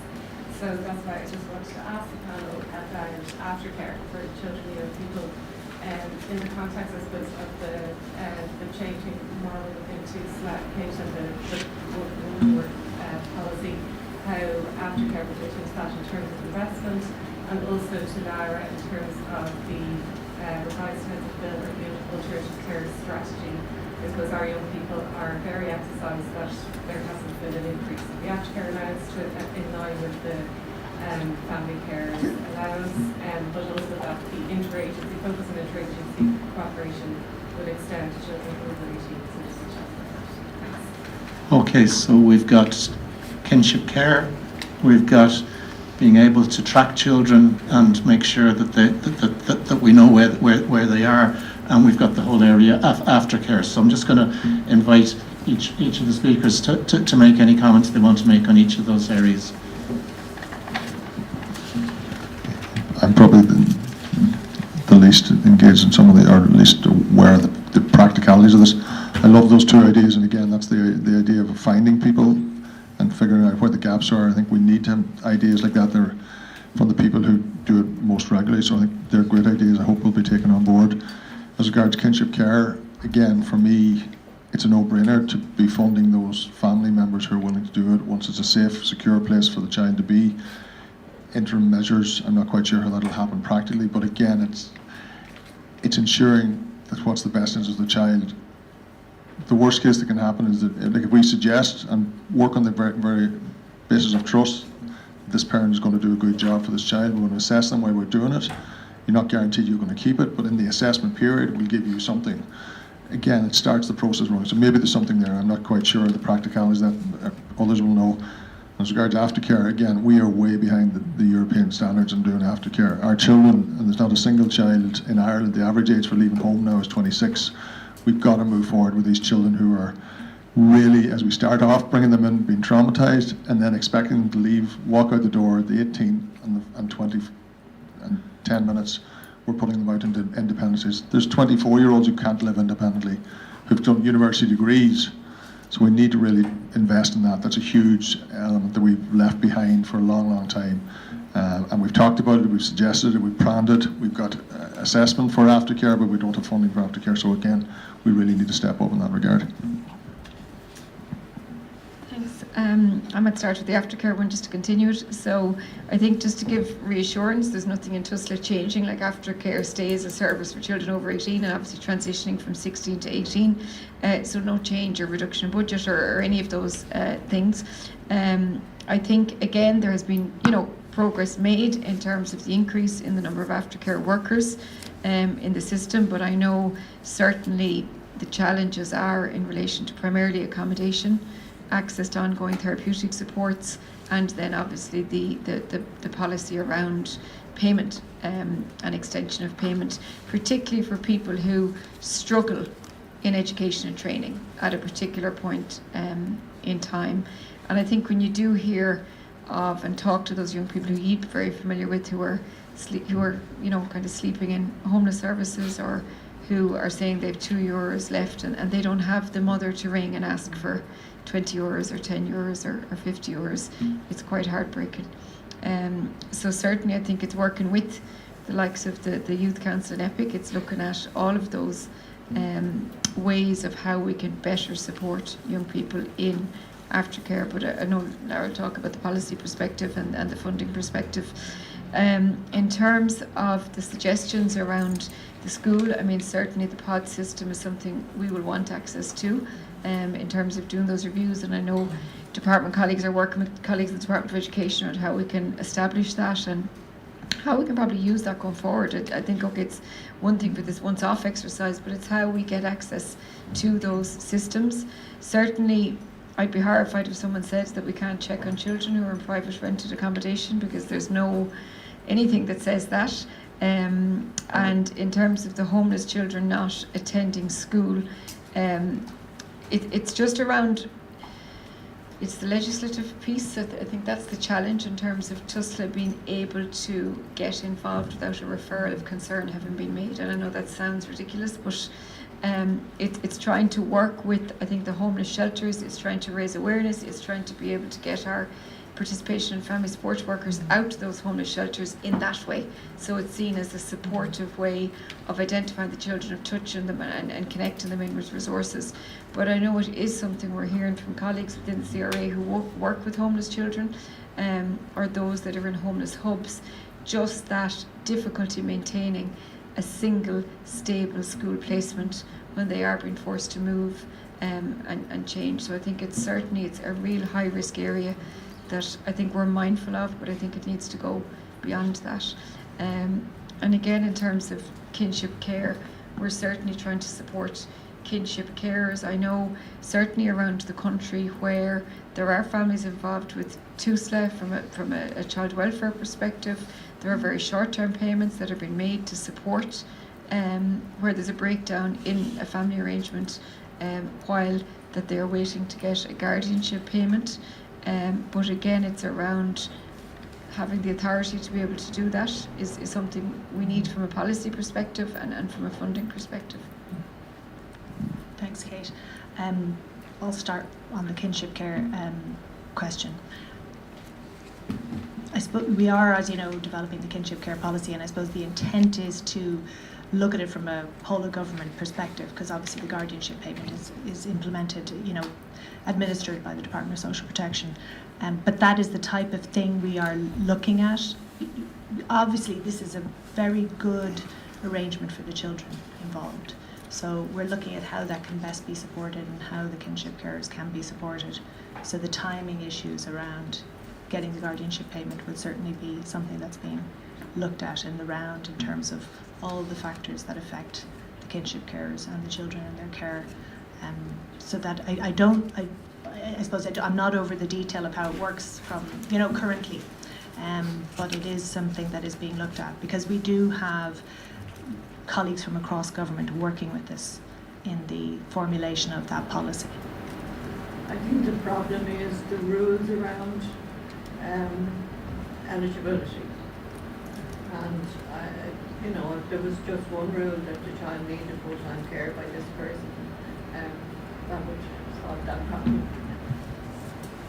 Yeah, no, thanks for the input. Well, I can bring that back. I'll definitely be bringing that back to my colleagues who are working on the policy in the department. Thanks for that. And the issue around, the children in homeless accommodation and the other issues, around attendance. As Kate says, obviously we'll be looking at all of these in the context of this particular case, but one of the intentions, I suppose, of the duty to cooperate within the amended Act is to make that kind of cooperation easier, because obviously with GDPR coming in, there was increased nervousness around sharing information, and you have to have a statutory, you have to have a good statutory basis for sharing information, for good reason, obviously, for people's privacy.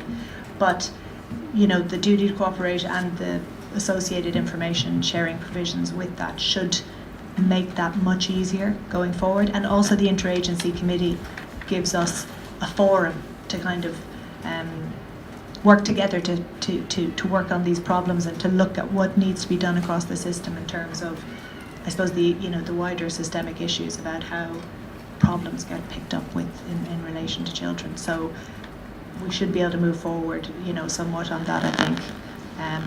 Just, obviously in the individual cases, of the COVID pandemic cases, but also more generally going forward. It's certainly something that there's a focus on. And then in relation to aftercare, just to say that aftercare is very much a core concern or issue or focus within the alternative care policy framework.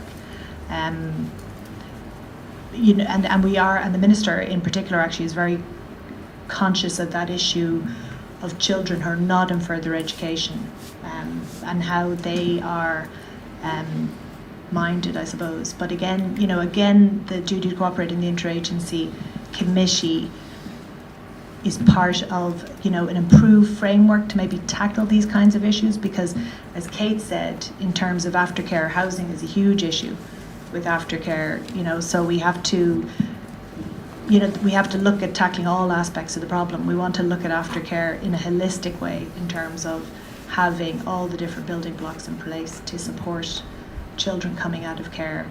And you know, the childcare, I mean, we do, you know, that is definitely very much at the core of it. We're not looking at this from a, you know, children are up to 18 and that's it, and we don't, you know, aftercare is obviously something that is very core to consideration within the alternative care policy framework development process. Hi.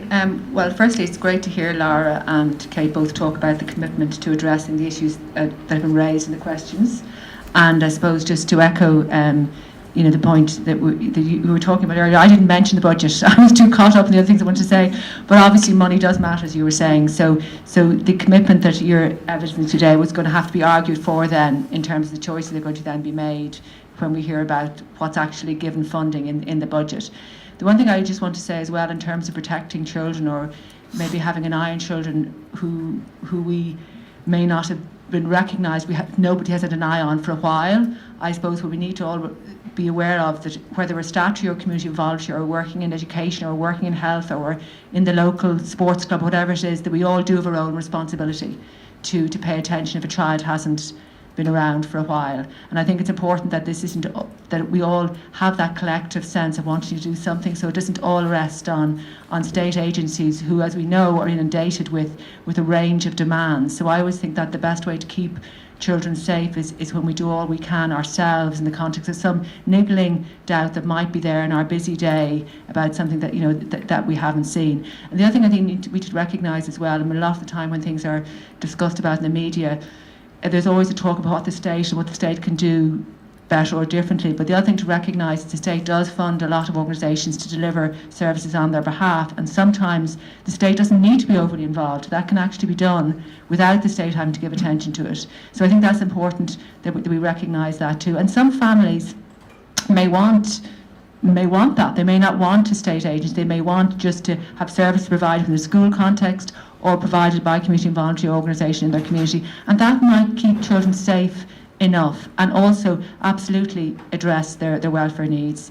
So we all have to hope that given the commitment in this room to addressing the needs of children, that will be listened to through the advocacy of the Minister. And again, if there is a sense of shared responsibility across the different departments, then that should be played out in extra funding within the budget. And I think we all hope that will happen.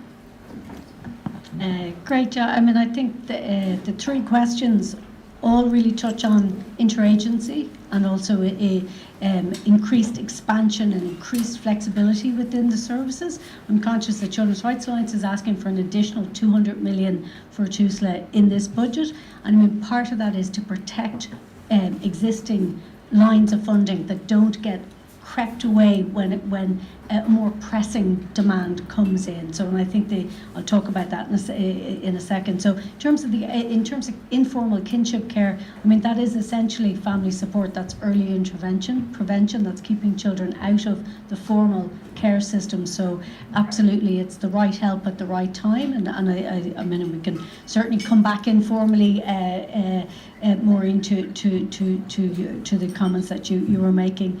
In terms of any support we could give.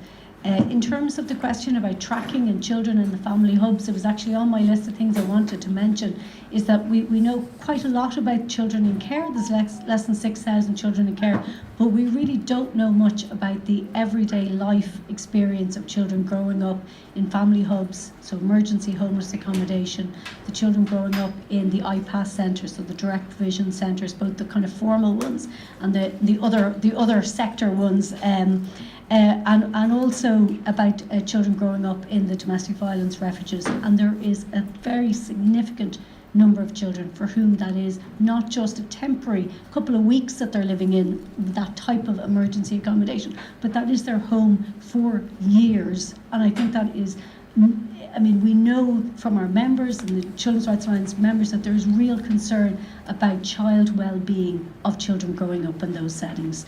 And I think one of the issues that we were saying in our expansion of Tusla services is that there would be more proactive support into those settings where we know that there is extremely vulnerable families. Just their experience of living there makes them vulnerable, but also they may have linguistic difficulties and to understand how best to access support. So as Kate has mentioned, they can't, it's not to go in on the basis of a referral, but more that we would be looking for more family supported services, being proactively working in those settings, and obviously then that would try to tie in with the idea of tracking and actually knowing what's happening to these children. Are they accessing the appropriate educational and health services that are available for them? And then just finally, just to come to aftercare, I mean, I think aftercare is often the kind of the one that can get left out when budgets get tightened. Aftercare will get pushed out because they are, once they're over 18, they move into that adult space. But it is effectively a critical component of an anti-poverty strategy. If you think about poverty for children, once they hit 18, and if they are not staying with their foster family, if they have to go out into the world on their own, I mean, they're at extreme risk of poverty in terms of homelessness, in terms of just setting themselves up. Certainly, we know that that is unfortunately creeping up again, the risk of homelessness for those children. So I suppose it's just that there is an element whereby we need to ensure that when Tusla's resources are pulled for other things, when they need to find a bed for an under 18s, that isn't at the cost of ensuring that we have ongoing aftercare support, because we know it is absolutely vital for those children.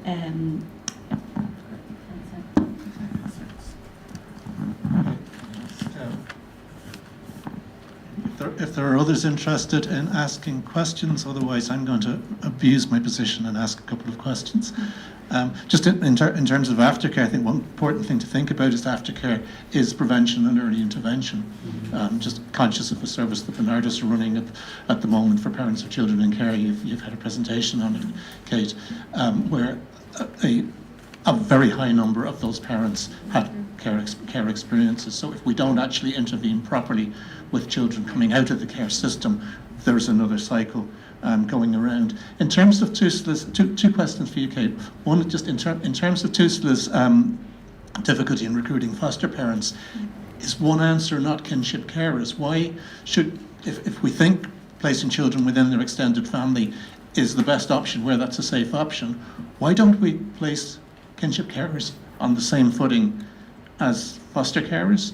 Taking in a relative can often be a lot more difficult than taking in a stranger as a foster carer. So placing them on an equal footing and just stepping away from guardian allowances and things like that and just doing it properly, certainly creating a way to do that.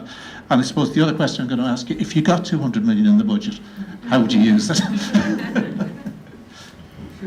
I'm sure it's all accounted for, sorry. So I think the first question is, I'm sorry. The first question in relation to foster care and kinship care, I think it's really important to say that, you know, where we have well over 5,000 children in foster care, about 3/4 of them are in relative foster care. So again, you know, really important, I think, to talk about the importance of placing children with family and with wider family, and we know that that has the best outcomes in terms of children being in care and being connected to their wider family and their community. And I think, as Lara said, it's the piece that's going on around the scoping in terms of where kinship care then sits relative to relative foster care. And obviously any child that's in relative foster care, there's, you know, oversight and regulation and monitoring by HICWA in terms of those placements, and it's around how we, I think, just find that balance between kinship care and relative foster care. And I think that's the piece that's been scoped out at the moment, and really important to get that right. But we would fully support that approach. In terms of the 200 million, it would still come down to a prioritised list. Look, we are looking for, we've just talked about it, we're looking for investment in, you know, our frontline child protection and welfare services. We have seen significant investment in Tusla over the last number of years, and that investment has, you know, if we think even last year, certainly related to, you know, new service demand, separated children seeking international protection, having to open 29 or 30 residential centres in terms of responding to that demand, in terms of money towards disability services for children who are in care, and also in relation to, you know, other new services that have come in terms of, we now are the regulator and for the registration of all childminders in Ireland. So new demands, birth information tracing, as new demands have come on Tusla, there's been additional budget given. But we certainly are now looking for investment in that frontline child protection and welfare services, social workers, social care workers, investment in residential centres, investment in step-down centres for young people coming out of special care, and investment in therapeutic services for children in care. So they're the big asks in terms of budget.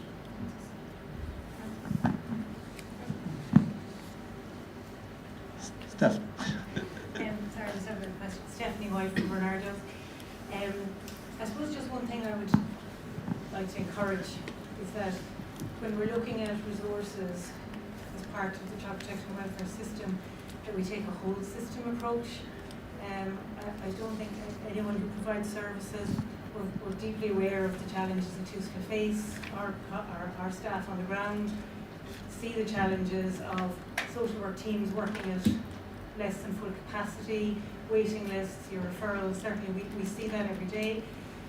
What I would like to add to that is that we have similar challenges ourselves in the community voluntary sector, where our referrals are increasing, our capacity to prioritise is challenged every day as well. And we have similar experiences where we're in family homes every day of the week, where there's no heating, there's no water, no hot water, no food, and our staff are coming back to our own teams where they themselves have challenges of our own waiting lists, and then we're referring into teams that are under pressure. So I suppose the point I'd like to make is that we absolutely agree that Tusla needs greater resources. In addition to that, I think we would encourage that it's across the whole system that is assessed and invested in.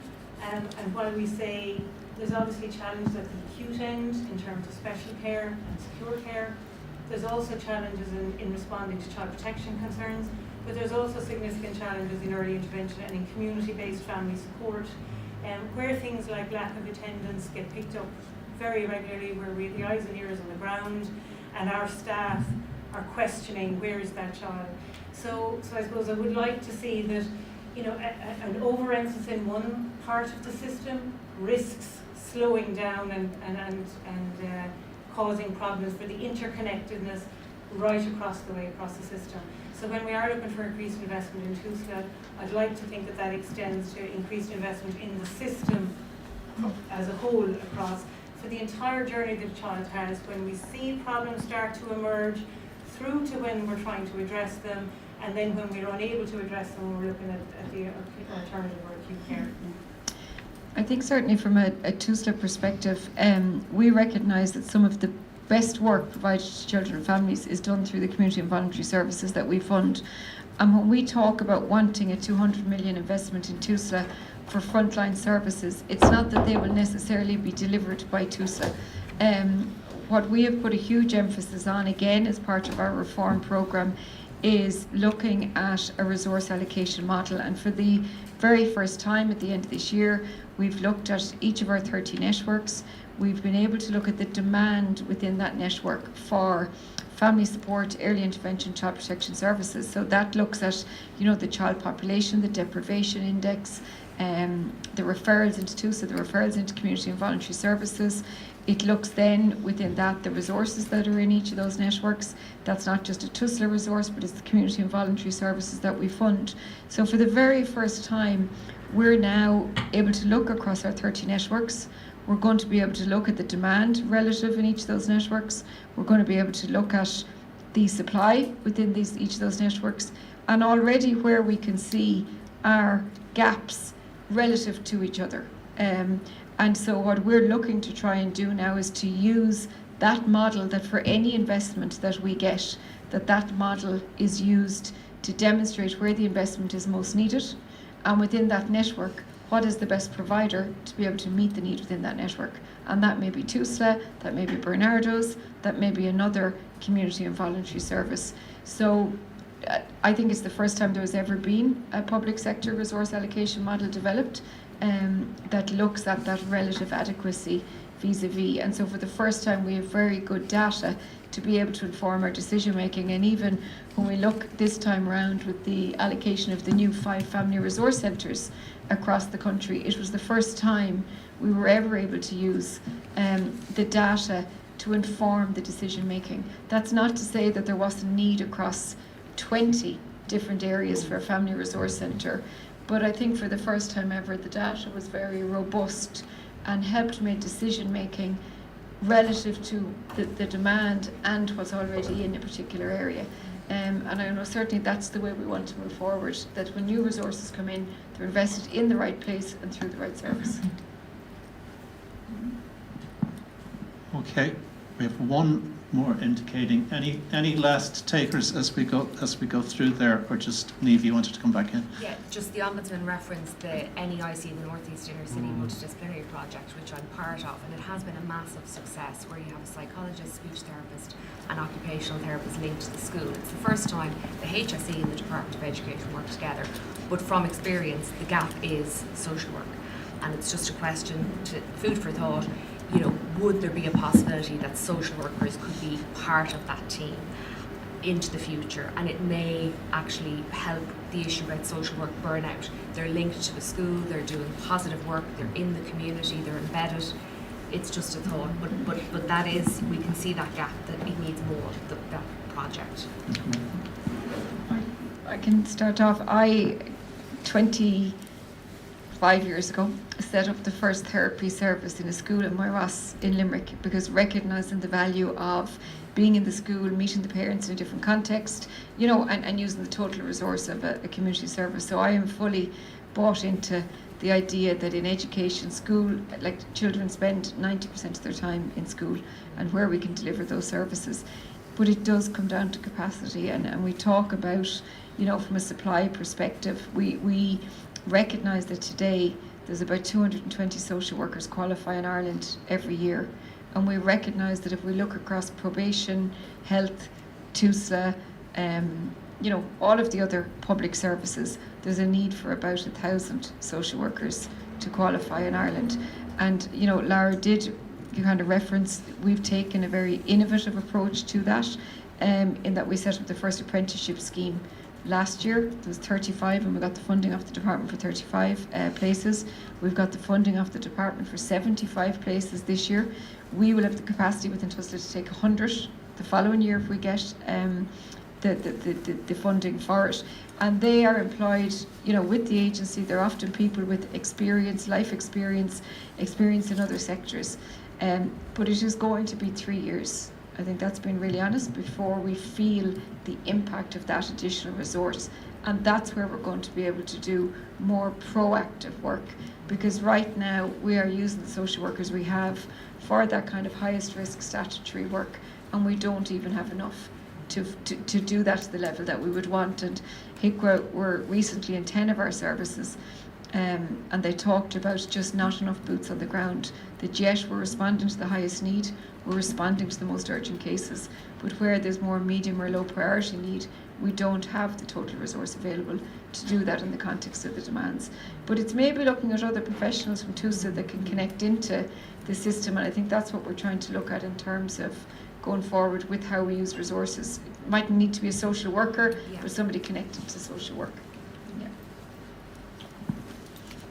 Okay, thank you very much for your attendance today. Thank you to the people watching us online as well. I really want to thank our speakers for just incredibly thought-provoking discussion, and an honest discussion, I think, as well. That, you know, that nobody's Nobody's sitting up here saying everything's perfect, but I think it's important that people are saying there is a lot of good work being done, but we need to improve it, and we have strategies to do that, but those strategies require the investment. So I think the key call from today, and the whole purpose of End Child Poverty Week, is about increasing investment so that in an extremely well-off country, we should not have children who are living in poverty. We should not have children on waiting lists. We should be providing services when and where they are needed. And it's going to take us a number of steps to get there. And hopefully the work of the Child Poverty and Wellbeing Unit in the department, the Taoiseach, would be part of that process moving forward. So thanks to Niall, to Kate and to Lara for their keynotes, to Suzanne and to Maria for joining the panel and for their own inputs from their own perspectives. Please keep using social media to promote this discussion, and the hashtags are disappeared again, right? Whereas hashtag End Child Poverty Week, right? Also, just like to acknowledge the Community Foundation Ireland, the Fidelis Foundation, and the Catherine Howard Foundation, whose support for End Child Poverty Week and the ongoing End Child Poverty campaign has been crucial to the work of the Alliance. In particular, I want to thank the Alliance. My chair has gone. But the Alliance board, but also in particular Tanya and the amazing team that are the Alliance and that make these events happen and keep them going. I want to give a particular thanks to Leanne, who was extremely helpful to get me on message for today and sadly can't be here. I heard that COVID word today, which is, God, I thought I couldn't exactly hear shivering from it, yes. But she was just very helpful in doing that, and enjoy the Children First Week as well and the opportunities there. I know the Kinship Care Week is actually coming up in October as well. I was noticing that. So make sure to follow some of those events. And if anybody knocks on your doorstep from a political party, talk to them about child poverty. Thank you very much.